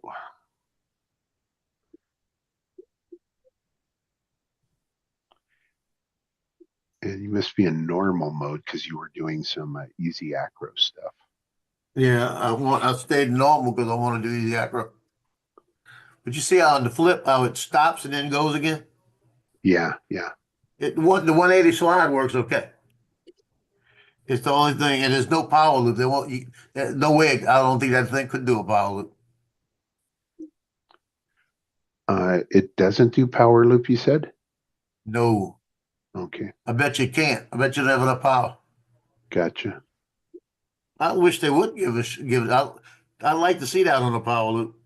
Yeah, Yeah, it only does 17 miles an hour in sport mode, but when you turn it into manual and you fly it manually with the ordinary FPV controller, it'll do 25. surprise, surprise, surprise. Hey, Joe, What is bought the that? hard case for it. That's the flip. That's the flip. I'm thinking about selling Uh-huh. it too. Uh-huh. Yeah, big vet bill.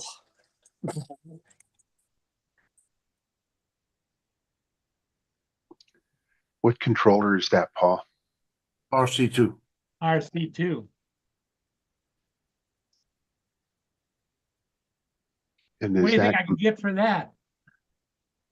One battery? No, two. Actually, three. I ordered a third one.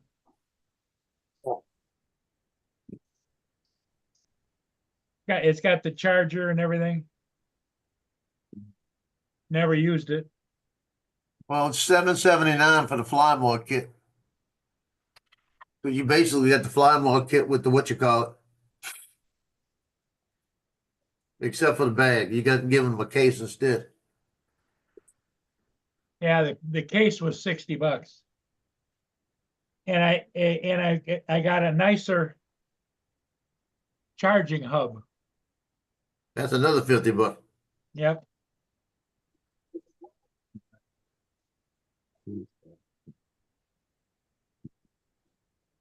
Yeah, I wouldn't ask less than 800 for that. You think I'd get it? It's brand new. You got one flight on it. Yep.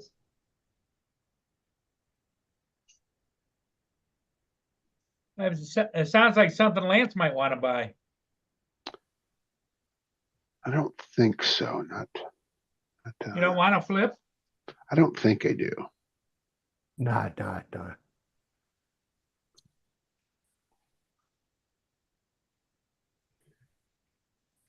Buyer's remorse on the Neo, I think. That's what I have. Now, to be honest, like I said in there, honestly, yesterday I was shocked. I don't know why it flew different. It actually had a little more control than usual, and except for that one time when it lagged around that tree.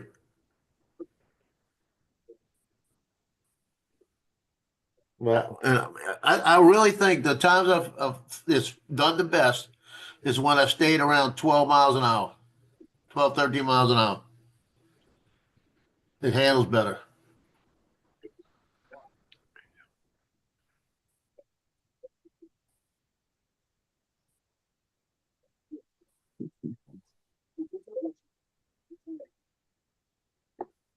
This is Yeah, I have no idea this, on that. this is the what? This is the uh, Nano.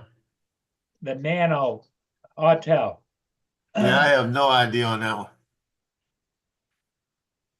I got 4 batteries, charger,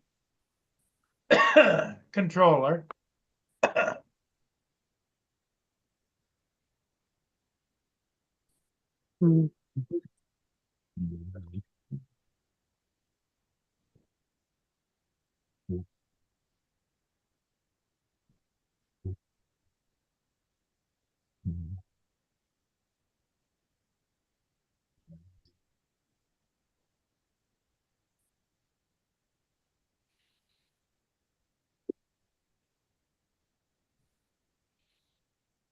I just need to liquidate some of this stuff.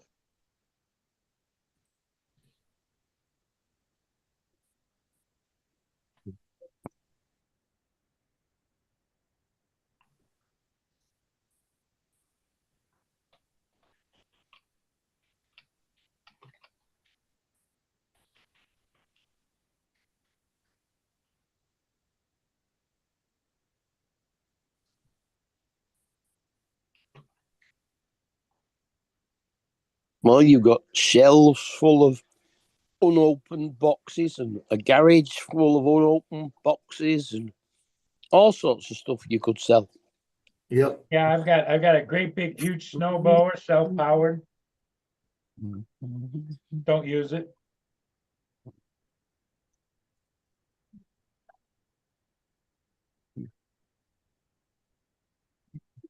I got that big ass generator.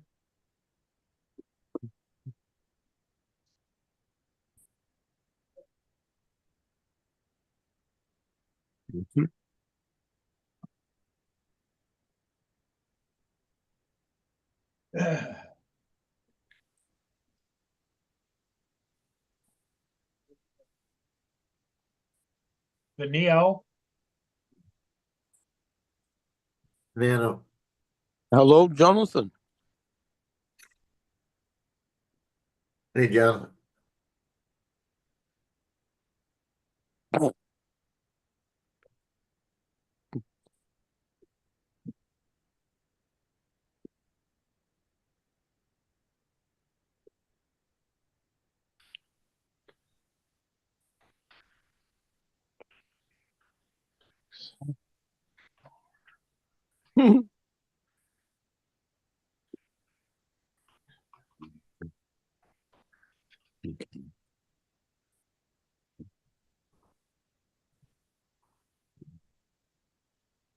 Later, Jonathan.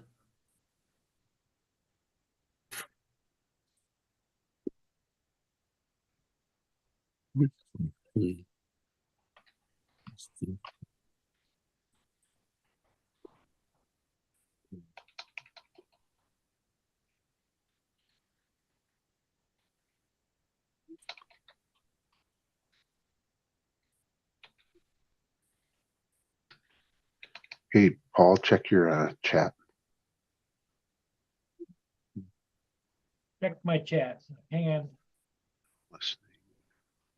I need to get some of these drones off my desk here in front of me.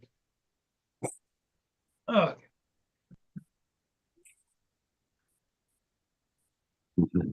Dre.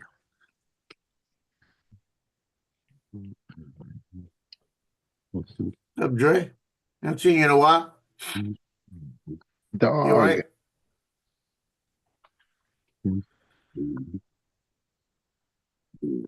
What's up, dog? yeah, I haven't shipped it yet because I'm just a little bit tight on money. So No worries. it's sitting right over there.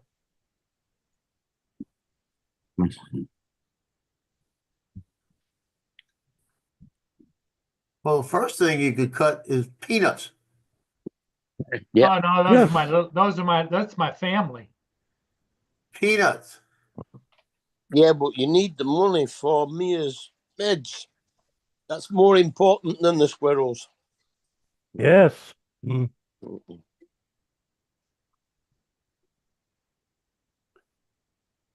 Instead of buying 4 bags a month, buy 1 bag a month.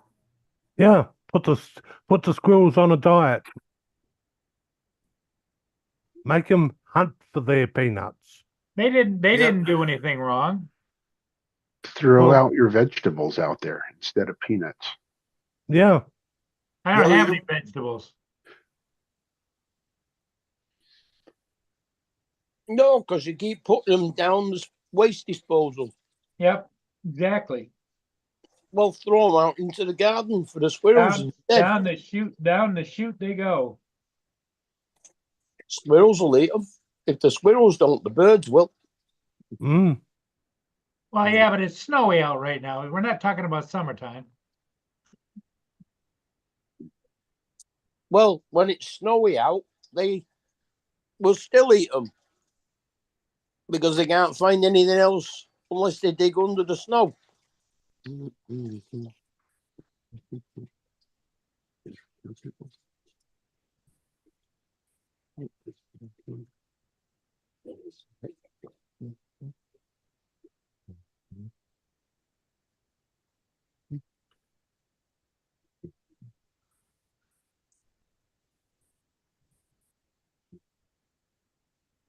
Yeah.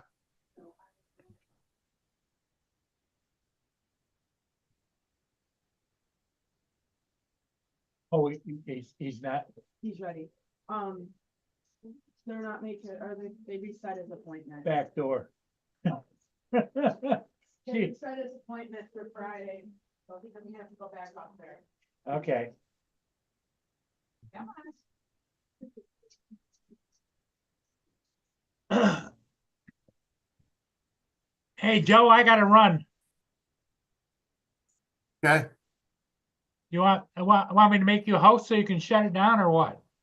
no, I'll leave it like this. Okay. I will be back. He's going to be back. Hi, girl. Ow.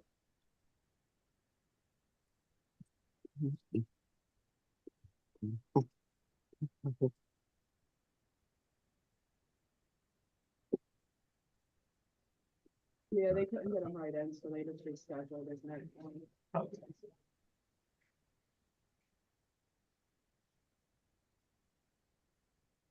Now, hopefully by then you'll have your car. Yeah, that's what I'm hoping. Of course, you got the same kind of luck I got. Take step forward.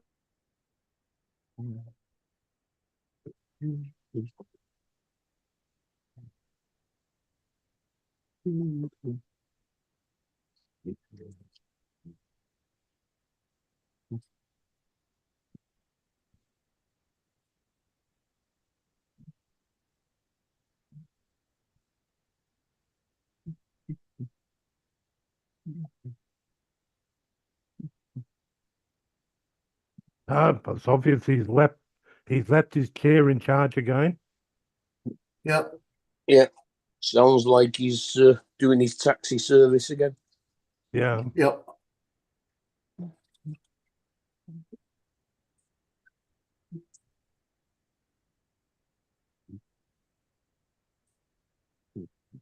Another cutback he could make. Yeah. Look at the back-to-back, Alan, and Pepsi's, you could cut back on that too. Yeah, but if he doesn't take her to work, she doesn't earn any money to pay him the rent.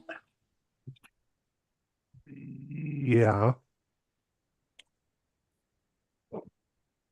The biggest thing, he says he spends about $200 a month on peanuts, Mm. sometimes more than that. That needs to stop. Yeah. Well, like, don't squirrels actually hide away their nuts for winter? Yep. Well, they shouldn't need nuts now. And if you stop feeding them, they're gonna find their own. Yeah. Mhm. Let's see what else. He was gonna, oh, he wanted an extra battery, so he almost bought another flip. He was gonna buy the Flymore kit with another flip in it, so he get the battery. But he's only got to wait a little while and the batteries will be available. He didn't want to wait. It's only because they're in high demand at the moment that there's a battery shortage. And Yeah. of course, once they come out of Chinese New Year over there, they'll have stocks of batteries again. Yeah, but How many Paul hats did he buy? won't fly it enough to have one battery, never mind 3. Yeah. Well,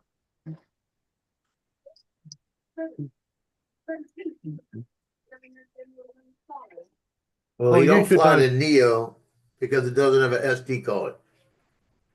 Right. He doesn't like the fact that he's got to plug it in a computer. Right. And yesterday he told me, so well, you have to turn it on when you. What's the difference between if you plug it in and have to turn it on or don't turn it on? What's the difference? Number one, but you don't have to turn it on. Just plug it into your USB.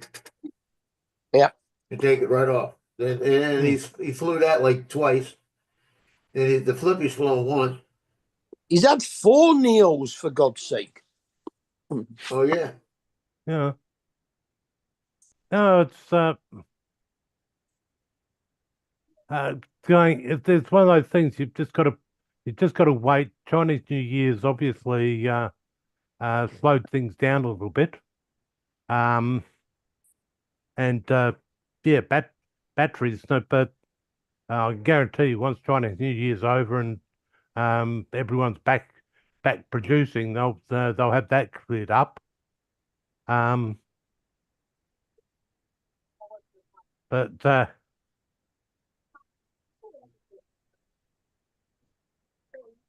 yeah, he's just going to have to get a little in front, have enough to pay all the odd occasional or the emergency bill that if something comes in that's unexpected. Yeah.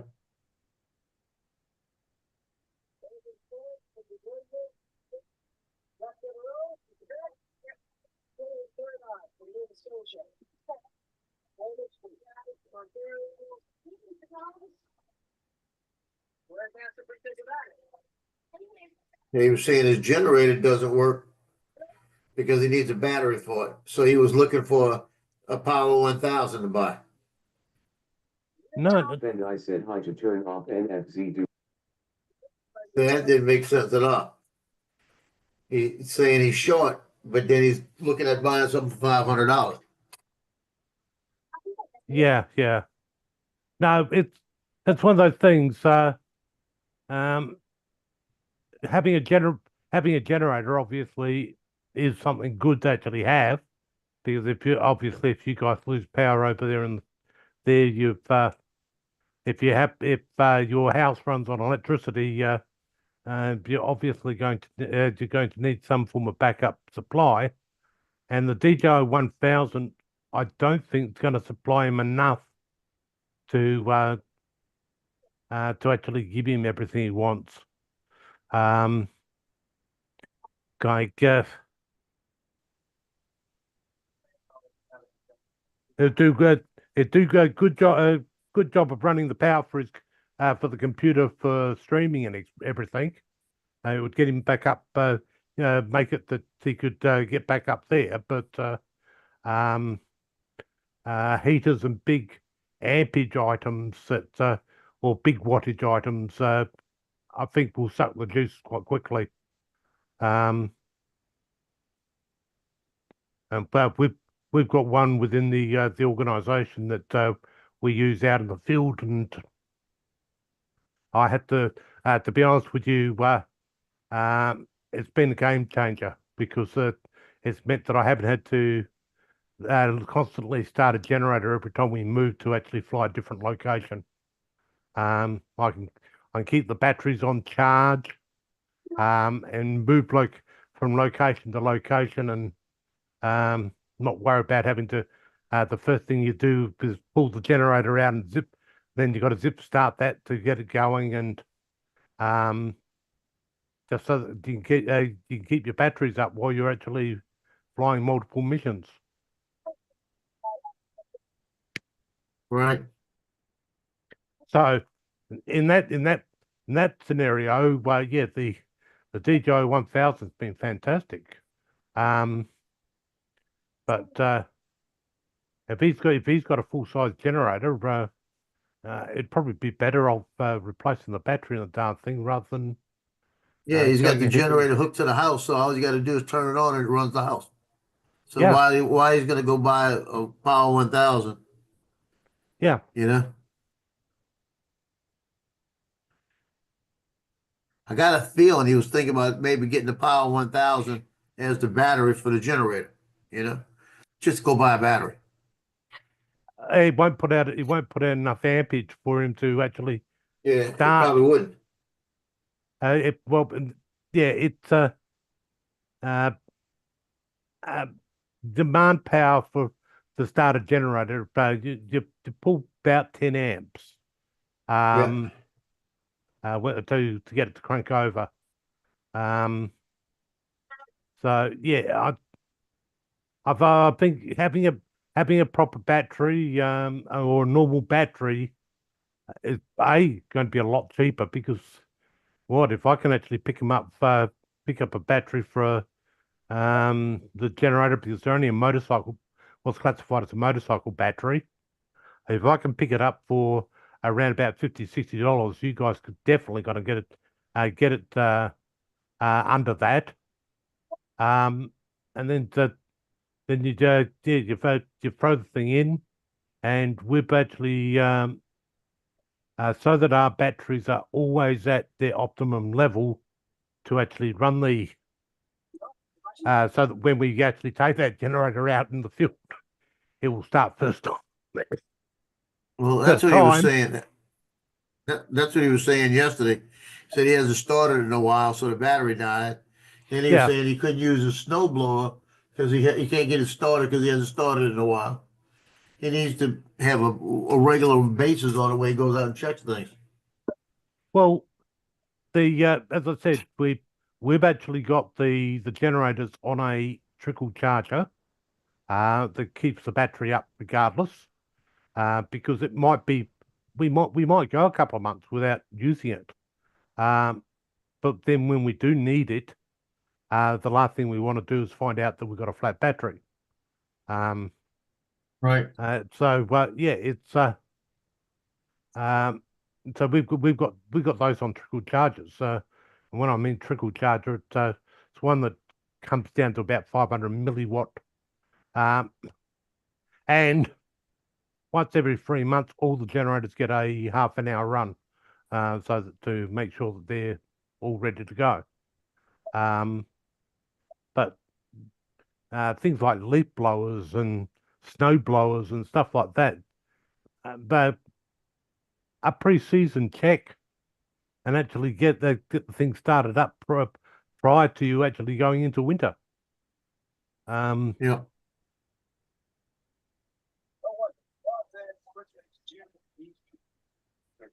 There's a lot of ice on that river. Look at that. Yep. But things like snow blowers, haven't you guys got them so that they run on batteries these days? So, Oh, they got all of that. Yeah. we're moving away from petrol motors. So, even the chainsaws now are 2 seconds. Yeah, even the chainsaws are actually battery, and they've got lithium ion batteries, and we don't have to worry about refueling them and carrying around large quantities of fuel. Even our cutting gear that's in for vehicle accident rescue, for ripping the cars to pieces, that's all battery packed now. It's not there's no hydraulic generated power plant driven hydraulics to actually run them. It's all done by battery pack. So yes, amazing where technology has gone. Right. You have to excuse me, gents. I've got to drop off. Well, I might not see you later, but if I don't, because I'm going out to watch a screening of the September 5 movie. So I won't be in later today. If I don't see you later, I'll see you tomorrow. Yeah. Oh no. He's entered the Yeah, I building. had to chime in. You guys are giving Paul ideas to go buy stuff he don't need. No. It's Joe that gives him the ideas, and he goes and buys the stuff. He says, I think I'm gonna buy this. I said, no, Paul. Well, he's telling me to buy it. No, I'm telling you, don't buy it. Well, Joe told me to buy it. You know, it goes on all the time. Now, Trevor, there are some states like where I live in California where they have already put a law in place phasing out combustible motors for lawn care, based like that, for mowers, leaf blowers, trimmers, hedges. Everything's going towards lithium batteries or electric, whatever type of battery source you may have. Hmm. But if you already have the stuff, you are allowed to continue to use it. But right now, if you go to Home Depot in California, you'll be hard pressed to find a fuel driven chainsaw, tree trimmer device, a lawnmower, all that kind of stuff. Yeah, we started having the upgrades about 2 years ago. Yeah, We've replaced all the chainsaws for our emergency response vehicles, right. and they were lithium-ion battery ones. Mhm. The people that make our cutting gear, the hydraulic cutting gear for gaining access to vehicles that have bent themselves up a little bit. That's now it's got a lithium ion battery that actually that's all in the handpiece, pumps the hydraulic fluid and actually gives the same cut as we would from the old generator into the hydraulic pump, which and then you had massive long pipes that actually connected to the end of the cutting gear. So yeah, it's amazing what they've actually done. I wouldn't have seen that coming 10 years ago. Yeah, But I mean the technology is there. It's just a lot of times you get the issues. The comparison comes in the durability and the longevity. And even out on the job, you always can yeah, have a fuel can there to keep fueling a chainsaw. yeah, Now you're talking about you got to have a battery pack there, and then whatever you're charging that battery pack with, you got to have another power source to make sure you can keep charging batteries to keep cutting. So okay. it's almost like They a endless cycle of making sure you have other sources where before all you need was a fuel can. As long as you got yeah, that can of fuel, you can cut all day. yeah. Well, what they've done with all our rescue trucks, Hmm. they've added a second alternator, which is Right. uh, which actually runs an inverter for the power uh, for the chargers for the batteries, and Right. plus Yeah. we actually carry enough batteries that we could be out cutting all day and never run out of never run out of batteries to actually do the job. Yeah. I mean, So you're talking about a first responder setup. I'm talking about the hmm, average guy. yeah. Well, You know. look, the average guy probably would be it'd be viable for him to have a couple of batteries, and if Hmm. you actually brought all the same brand of equipment, say your leaf blower, your edging machine, edger, and all of that. If that all is all the same brand, you'll find that 9 times out of 10 they've all got the same type of battery. Right. So you buy yourself enough batteries to do your weekly trim of everything, and um, yeah, you just put the thing on charge when you're actually finished. Yeah. Um, but yeah, it's great. It's great to see them moving away from petrol, because that was one of the big iffies when you're traveling out to a site, etc., carrying carrying petrol in the back of the truck, because it sloshes around. You get the fumes and everything. Um, and then we're actually opening roller doors and stuff like that on the side of the truck when we actually get to the scene. Hmm. So you run the case of um, something happening, and plus the fact uh, we might go months and months and months without using um, those types of tools while we actually start them, etc. The fuel that's sitting in the jerry can goes off after 6 months. So it was a case that sometimes um, you'd actually get out there and you find the fuel in the jerry can to refuel with has actually gone off or gone bad on you. Yeah, well, that's all So- part of your maintenance program with anything. You're supposed to test your gear. Sometimes some Yep. folks have it weekly, bi-weekly, or monthly that you test your gear, make sure it's oil, fuel, make sure the fuel Yep. hasn't got condensation in it, which will make it bad, all that kind of good stuff. That's all part of it. Even if you have batteries, same thing. You check them batteries at least at a minimum once a month to make sure they're in a good cycle of in a Yep. state of charge. So that's just part of any kind of maintenance program. You should never let anything sit longer than 30 days. Yeah. So yeah, it's good technology, and they're getting better with Oh yeah, with each no different argument model that there. comes It out. just, like I said, it's all about the transition, and now and see, and with this new equipment comes different cost factors, for that equipment and stuff. So now, like I said, I have a gardener for my properties. Okay, so when I deal with him or any other type of guy I want to hire, now I noticed the prices have gone up, especially since the end of COVID. You know, prices have gone way up for lawn servicing. And I have about 5 properties that I have to have taken care of. And the guy, to me, the guy is making out like a bandit because I have turf in my backyard. I have turf at my parents' front yard.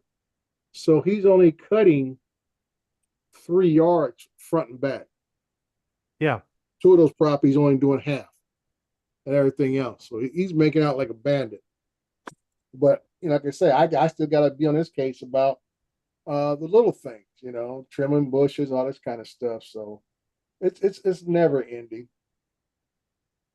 Hey Russell, yeah, I've been around Russell. I just first time I poked my head up since the conversation had something interesting to talk about. I mean, Paul and Joe, they just be wearing me out with their little tiddlywink stuff. Where's that finger? Hold on. Let me get the hat. Wait. Yeah. And another thing, Paul bought 3 hats. He's more than once. It's like, come on. Well, that's always been his thing. Now he's talking about he got too much crap. I said, because you buy too much crap. Yeah. Yep. Look, That's just look right there. All them Pepsis in the back. Yeah. He buys too much crap. Don't hardly use any of it if he uses it at all. And then he wonder why he ain't got no space for nothing. Or more importantly, why he's low on money when he needs it. Because you keep buying crap you don't need to buy. Well, he went yesterday and spent $300 on medicine for the dog, right? And he said he gets paid at the end of the week, but he said I think it would be okay. But he didn't have the money. But then he says, I said, well, just go to him and see if you can get a week's supply of medicine. I said, did you get your week's supply? I said, no, I just paid for the whole thing. Then he come up short. This time I of don't know. year is not when you want to be running short because you're making bad decisions. Because I say, you run short on this, something could happen to the dog. I know that dog is like a child to him, so he don't want to have to go through that. But my thing is, you got to make sure you have money for the essentials. Now, I'll count this as essential. But my thing is, letting fool around and can't pay for the heat. Yeah. Yeah. Stuff like that, can't pay for the electricity. So I'm saying all this buying hats and buying drones, And peanuts. know good and well you don't need to be buying, and then you turn around and talk about, well, I may just sell it. Then you sit on it for 6 months, then you think about actually selling it. Yeah. I said, and I've been telling this for years. I said, don't buy that stuff. You don't need it. Get off them peanuts. Let the squirrels go find their own nuts. Right. Like I say, why are you buying 3 bags, 4 bags of peanuts? 1 bag, you don't need to feed those squirrels 3 meals a day. And just like Trevor, whoever it was saying, go out there and throw them vegetables. You throw down the garbage disposal, throw them out there. Yeah. They'll come get them if they're hungry, just like anybody else. They're hungry, they'll come get it. Yeah. Paul must have the fattest squirrels in the street. Well, the If thing he is, was here, feeding them to eat them, that'd be a different he's story. not just feeding squirrels. he's feeding other roaches. I don't know if you knew you were around back then. I remember a couple of years ago, he had the was it skunks underneath the house? Skunks and chipmunks. Yes, skunks and chipmunks underneath the house because he kept throwing food out there. Yeah. And I'm like, come Yeah. on, dude. You know, sometimes you got to look at your own behavior, realize that maybe if I change my behavior, I won't have these problems. Yep. So that's my whole point is, you know, I always got to tell you, you got to take care of what's necessary and stop with the unnecessary. I tell my daughter that all the time. Mm-hmm. I mean, Yeah, we're that's- all guilty of it a little bit, but Paul just does not seem to get it. He'll sit there and tell you, yeah, I know. And I said, Charles, but you're not learning. You keep saying, I know, and I hear you, but you're not learning because your behavior is not changing. Yeah, I've got. My I've daughter, she'll technically got bitch about money. Then go Yeah, I've buy a got- pack of cigarettes. Yeah. Yeah, I've got a contingency fund which is for those events that pop up that something I wasn't expecting to happen. Fund. Right. I mean, like I And- said, that's your contingency, and- rainy day fund, what we call it. And I mean, that's Yeah. something that you have to be disciplined and basically taught to have or think about because, like I said, I had to travel to Georgia. That wasn't in the schedule. That was a $2,500 trip for Hmm. 2.5, 3 days. For me to fly, stay in a hotel, all that kind of stuff, $2,500, rent a car, $2,500. Yep. I could have done Yeah. a whole lot other things with $2,500, more or less have it still sitting in my credit union account. Cause that all came out of my drone money. You Yeah. could have bought 3 flips.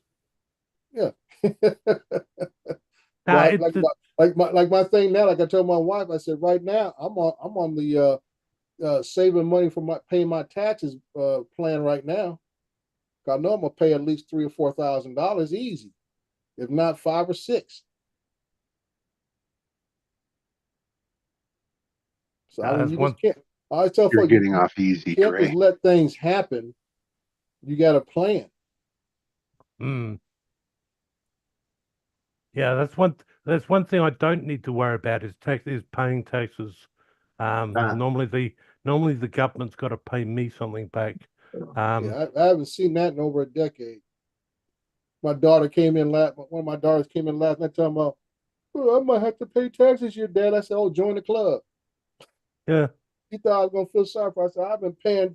I haven't seen a tax refund probably since the early 2000s. I always tell people, I say, everybody talking about they want to make more money, but they don't realize the more money you make, you're gonna start paying taxes, real taxes. Yeah, I got an I-9 the other day. One of the places that I sell pictures on has never sent me an I-9. Mm-hmm. Got one this time. And guess what? You hit that threshold. And I tell you what, I'm looking at it, and it's close to my Social Security. Mm-hmm. I'm within a couple of $100 of it. I'm afraid to look. I'm serious. I know I'm within hundreds of dollars. Yeah. Of the match. Because Social Security get wind of that, they might try to cut you. Oh, I know. And that's why people understand. So, well, oh yeah, I mean, having a little side gig like you, Joe, it's nice. It's good money. Keep a little. I always say, my dad said, have a little walk around money in your pocket. You know, so but you got your stable stuff that you don't mess with. But when your little side gigs start getting close to your regular gig, it gets tough on you. You guys, I say, making them right decisions. Yep. That's when you have to go start buying stuff just to balance out. Yeah, I might be able to balance it out. That's my thing. Yeah, because that's where I'm at. Where the tax guy talking about, well, Mr. Crawford, eventually you got to start showing a profit. I said, who says that? I said, if I can buy a drone a year, I I'm cool, and buying accessories, batteries, all that kind of stuff. If I can make my business zero out or show a little loss, that helps me out on my personal taxes because I file as a sole proprietor. So all my money gets filed together. And between me and the wife, it is just it gets up there.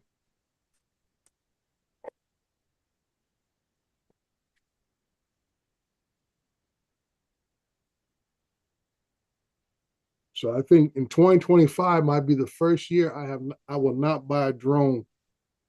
And that's part of a couple of these other reasons. Just I truly don't need one. And I'm afraid how much it's going to cost me to buy one. Look, we'll wait and see what comes out. I believe that there's only going to be one more drone released in this half of the year. Well, it don't have to be a new drone, Trevor. When I say buy a drone, I'm talking about enterprise level drones. If I go out and buy the new Mavic 4 Enterprise, that's going to be at least a minimum $5,000. My next goal is to buy a M350 outfitted, so we're talking about $25,000, $30,000. Yeah. I don't think there's going to be a Mavic 4 Enterprise. I think it's already coming. That'll be released before the Mavic 4 Pro. No, the Mavic 4 the Enterprise E, 4E, and 4T is already about ready to come out. I think at the end of this month. Right. Because there was a lot of people that are saying that the new Matrice 4T was actually the replacement for the Enterprise editions of the Mavics, because it's that's just naming because I said this Mavic 4 has a new body design and everything else, and now they're giving it the Matrice 4. I should say the Matrice 4E and Matrice 4T is the actual name of it. They just changed the name, but all the specs are pretty much the same as the Mavic 3E and Mavic 3T. You're not getting anything much better. I think they have a software addition to this 4T that will allow you to get the we call high resolution thermal graphics, which is 1080p. Right now, the standard is 645/12 is standard. Yeah, I've been lucky enough to fly one of the new Matrices, and you've also got AI assistance in the Matrices. My M30T has AI assistance on it. And all that is to help you identify different targets. For as it's like we have for years. Car, boat, human being, whatever the case may be, stuff like that. It's like anything else. You get a newer version of OcuSync 3, 4, 5, 6, 7, 8, 9, 10. Yeah, it's just an upgrade version. The big game changer for us, because we were looking at the Mavic 3T Enterprise drone.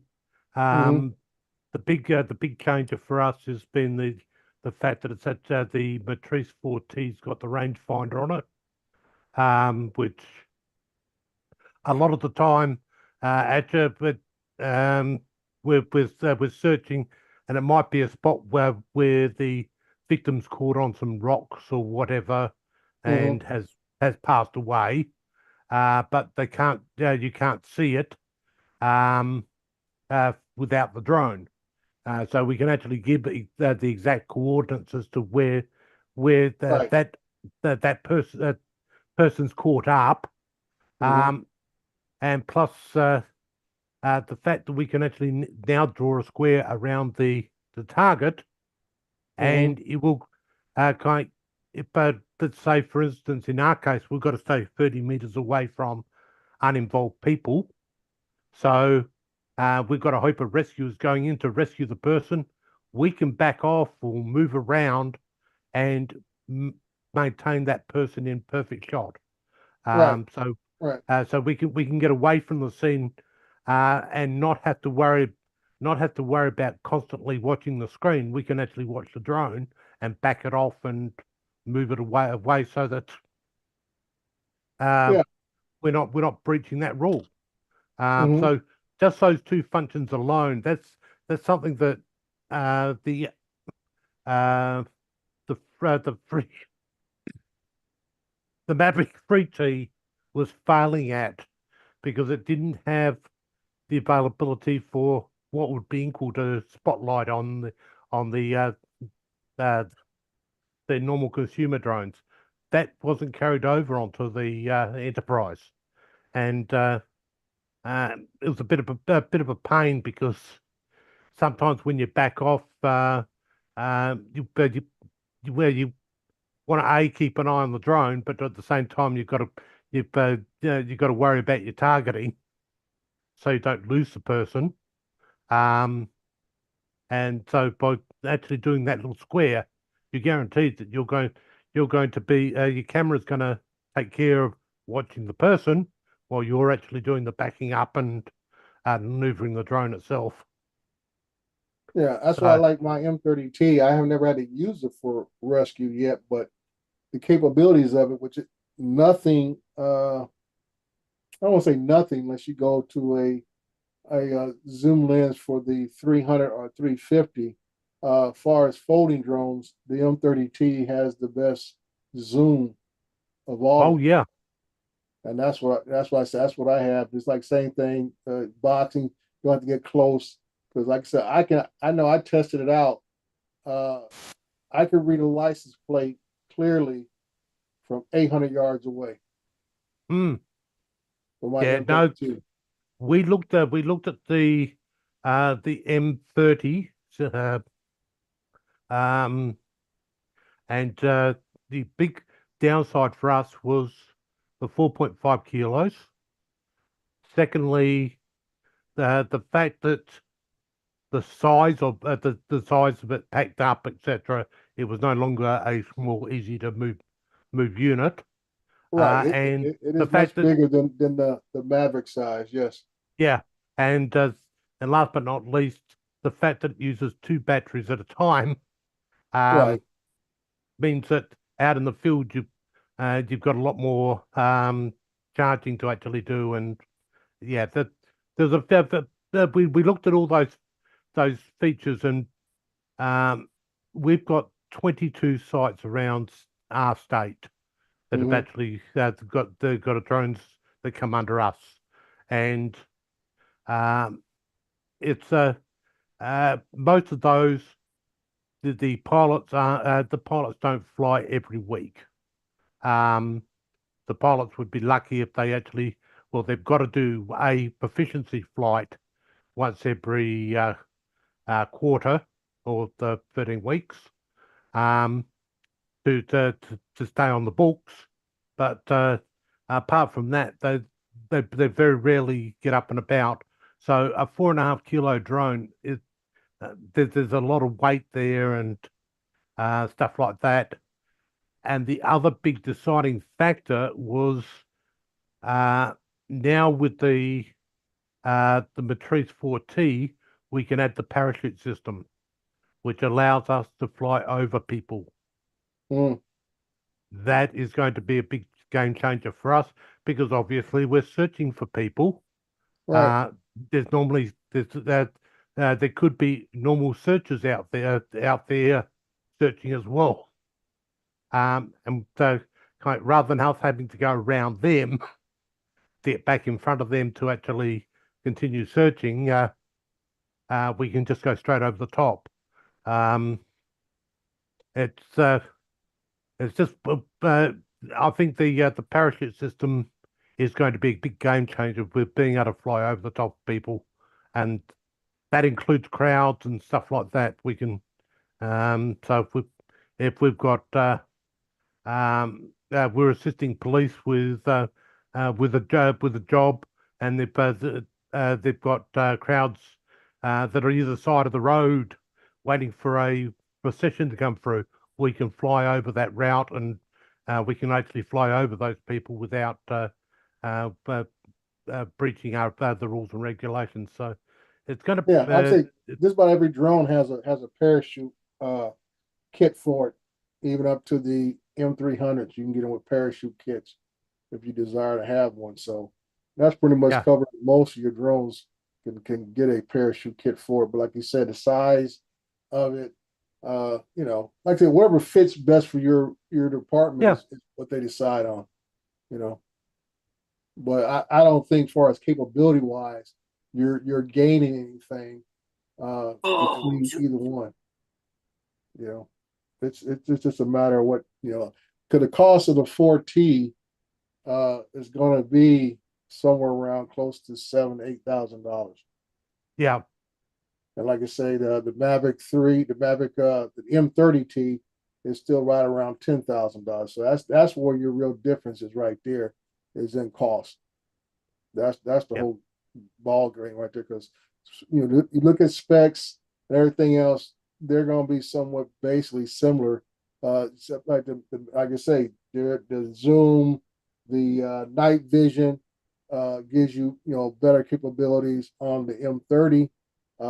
But the 4T is supposed to have a nice night vision system on itself. But like I say, because of that zoom that the M30 has, you just have a little more extra distance to use it with. Yeah,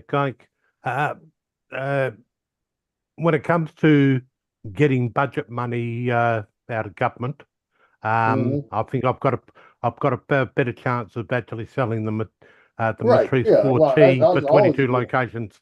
Yeah, because whichever way we go, we've got to buy 22 of them.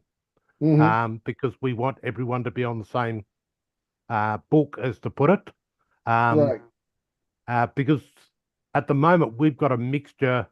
We've got some old Phantom 4s out there. There's a couple of locations still got the Phantom 4. We've got a whole but the Mavic 2 Duo, the Enterprise, or the Enterprise Duo. Then we've got a couple of Advanced. You got the old Dual, or do you have the Enterprise Advanced?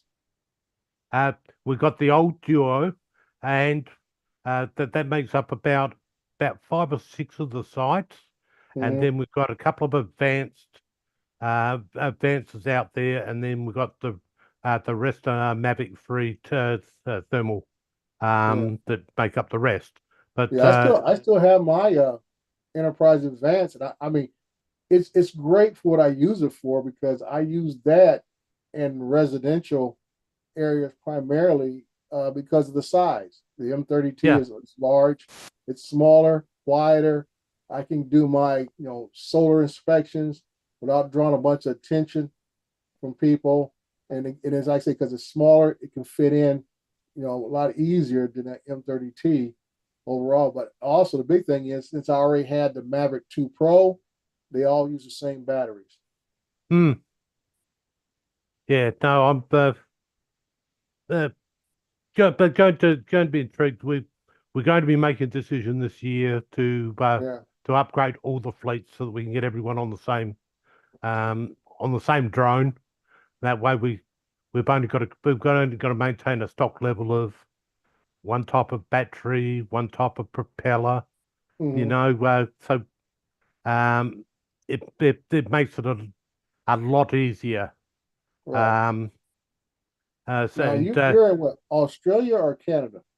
I'm in Australia. Okay. I'm right down under. Right. And I'm thinking, what is the plan for the mothball fleet that you're going to have? Are you guys going to sell them off, or don't know? Use them for training. But probably will be looking at training purposes. The only ones would be mothballing off would probably be the Phantom 4s, because we're finding it hard to get hold of even third-party batteries for them. Right. So because we're finding hard to get batteries, they're definitely going to have to be replaced very soon. Right. But the others will probably be probably be moved off to training because we have the last intake of people that we actually had. We brought in 15 odd new pilots, and there was only 2 in that had actually flown a drone before. Oh boy. And as you could well imagine, that they were at a bit of a bit behind the 8 ball, as to put it. Well, if Mhm. we can actually give them a drone to go fly at the local park for a little bit of time and actually get up to practice, Yeah. it brings them up to speed, and we can have a lot better person operating the bigger aircraft or the nicer aircraft. But yeah, that's what we've got planned for this year. Surf Life Saving, which is another group that actually went ahead and brought drones this year, are now kicking themselves that if they'd only waited a month, they could have got the Matrice 4T, which would have been better for their use.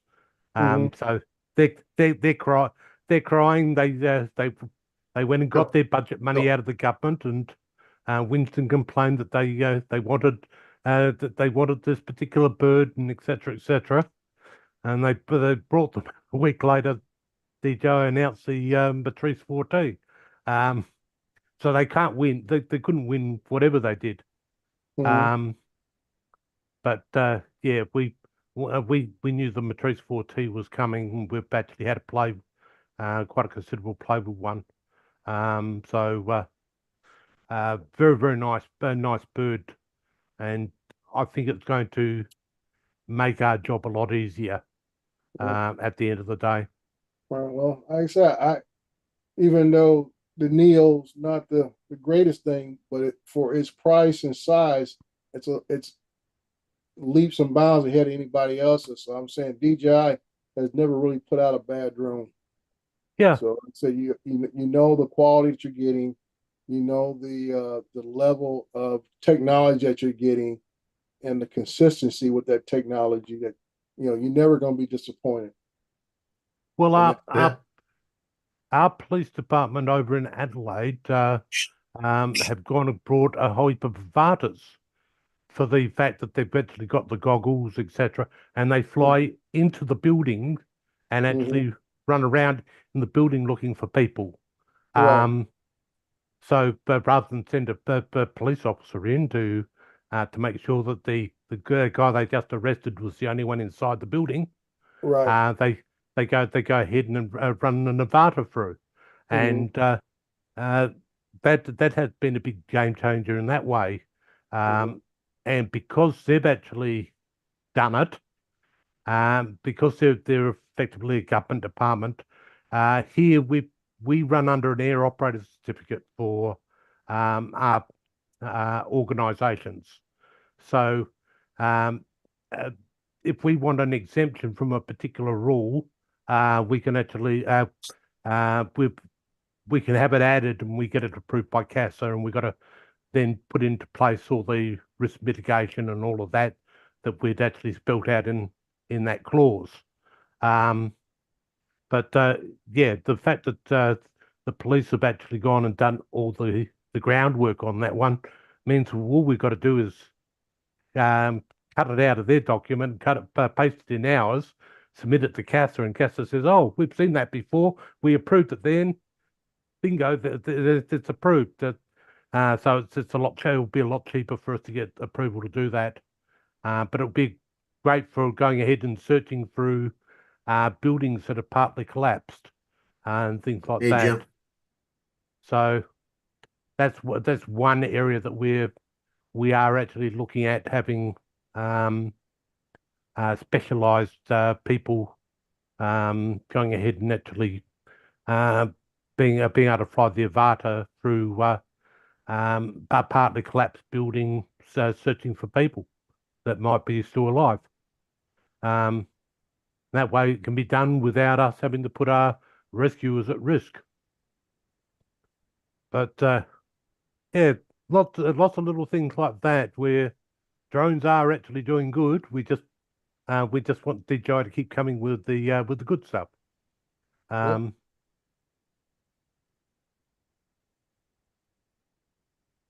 Well, hello, Hello, Mr. Joe. Murray. Hello, Dre. Trevor. How are you, sir? Yep. Today's been a running around day. Well, I'm getting a report you've been misbehaving. Oh, is that right? Yes, sir. mm. Well, don't believe everything Joe says. Well, I know how he misbehaves, but he's telling on you.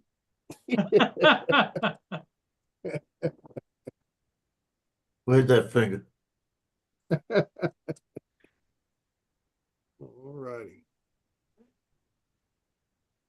Well, I gotta get some work done, folks, but I will possibly see you guys later on today. Okay, Yep. sounds good. What do you think, Joe? Yeah. I'm gonna go Okay. rest because I have a big day later. I got Oh, you gotta four, shoot. like I said, 4 games. You got to shoot 4 games this afternoon. Yeah, I gotta be there at about 3:15. Okay. 4 o'clock, 5 o'clock, 6 o'clock, 7 o'clock. And at least they cover in soccer, so I don't have to worry about that. Yeah. Yeah, you don't So you don't have to worry I'll be in the worry gym about for trying to 4 get. hours. You don't have to worry about getting a photograph of a person who can only just kick a ball around an oval. Well, the problem with that, with soccer, is you've got to wait till they're by each other, both of them making a play on the ball. Yeah, And then you better be anticipating, because half the time when you think they're getting ready to make a play on the ball, they kick it to somebody else. yeah, You know, it's got the ones that I get the best shots on is when somebody like a goalie will kick it, and you see the two guys go back there. One of them's going to do a header on it. You know, yeah, I try to time it down. I'll be watching the ball coming down, and as it gets there, I'll snap the picture, trying to get it off his head. And I've had it where it's been on their head right when they do it, and the ball flattens out, and that's a cool picture.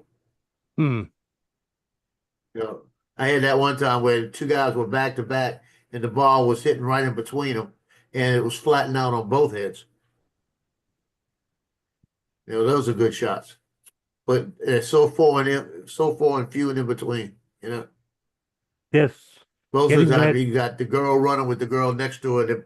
The girl next to her is trying to get to the ball, or the guy, or whatever. yeah, it's sports is one of those that you get that good shot, that fantastic once in a lifetime shot. But they're few and far between. Um, That one right over here, right over my shoulder in the background. That's a once in a lifetime shot. yeah, The guy underneath the guy catching the ball, guy pulling his leg, another guy in the back pulling his other leg, and he's other guy's flat underneath him. And that was the one I shot last year. And I was ready to close. I was closing up my camera stuff, getting ready to walk off, and because they lost the game. There was no way they could come back to win the game, and that was their main play. And I saw him getting the slot, and I knew he was coming across the middle, so I stayed there for a second. And I wasn't even looking through the camera when I snapped the picture.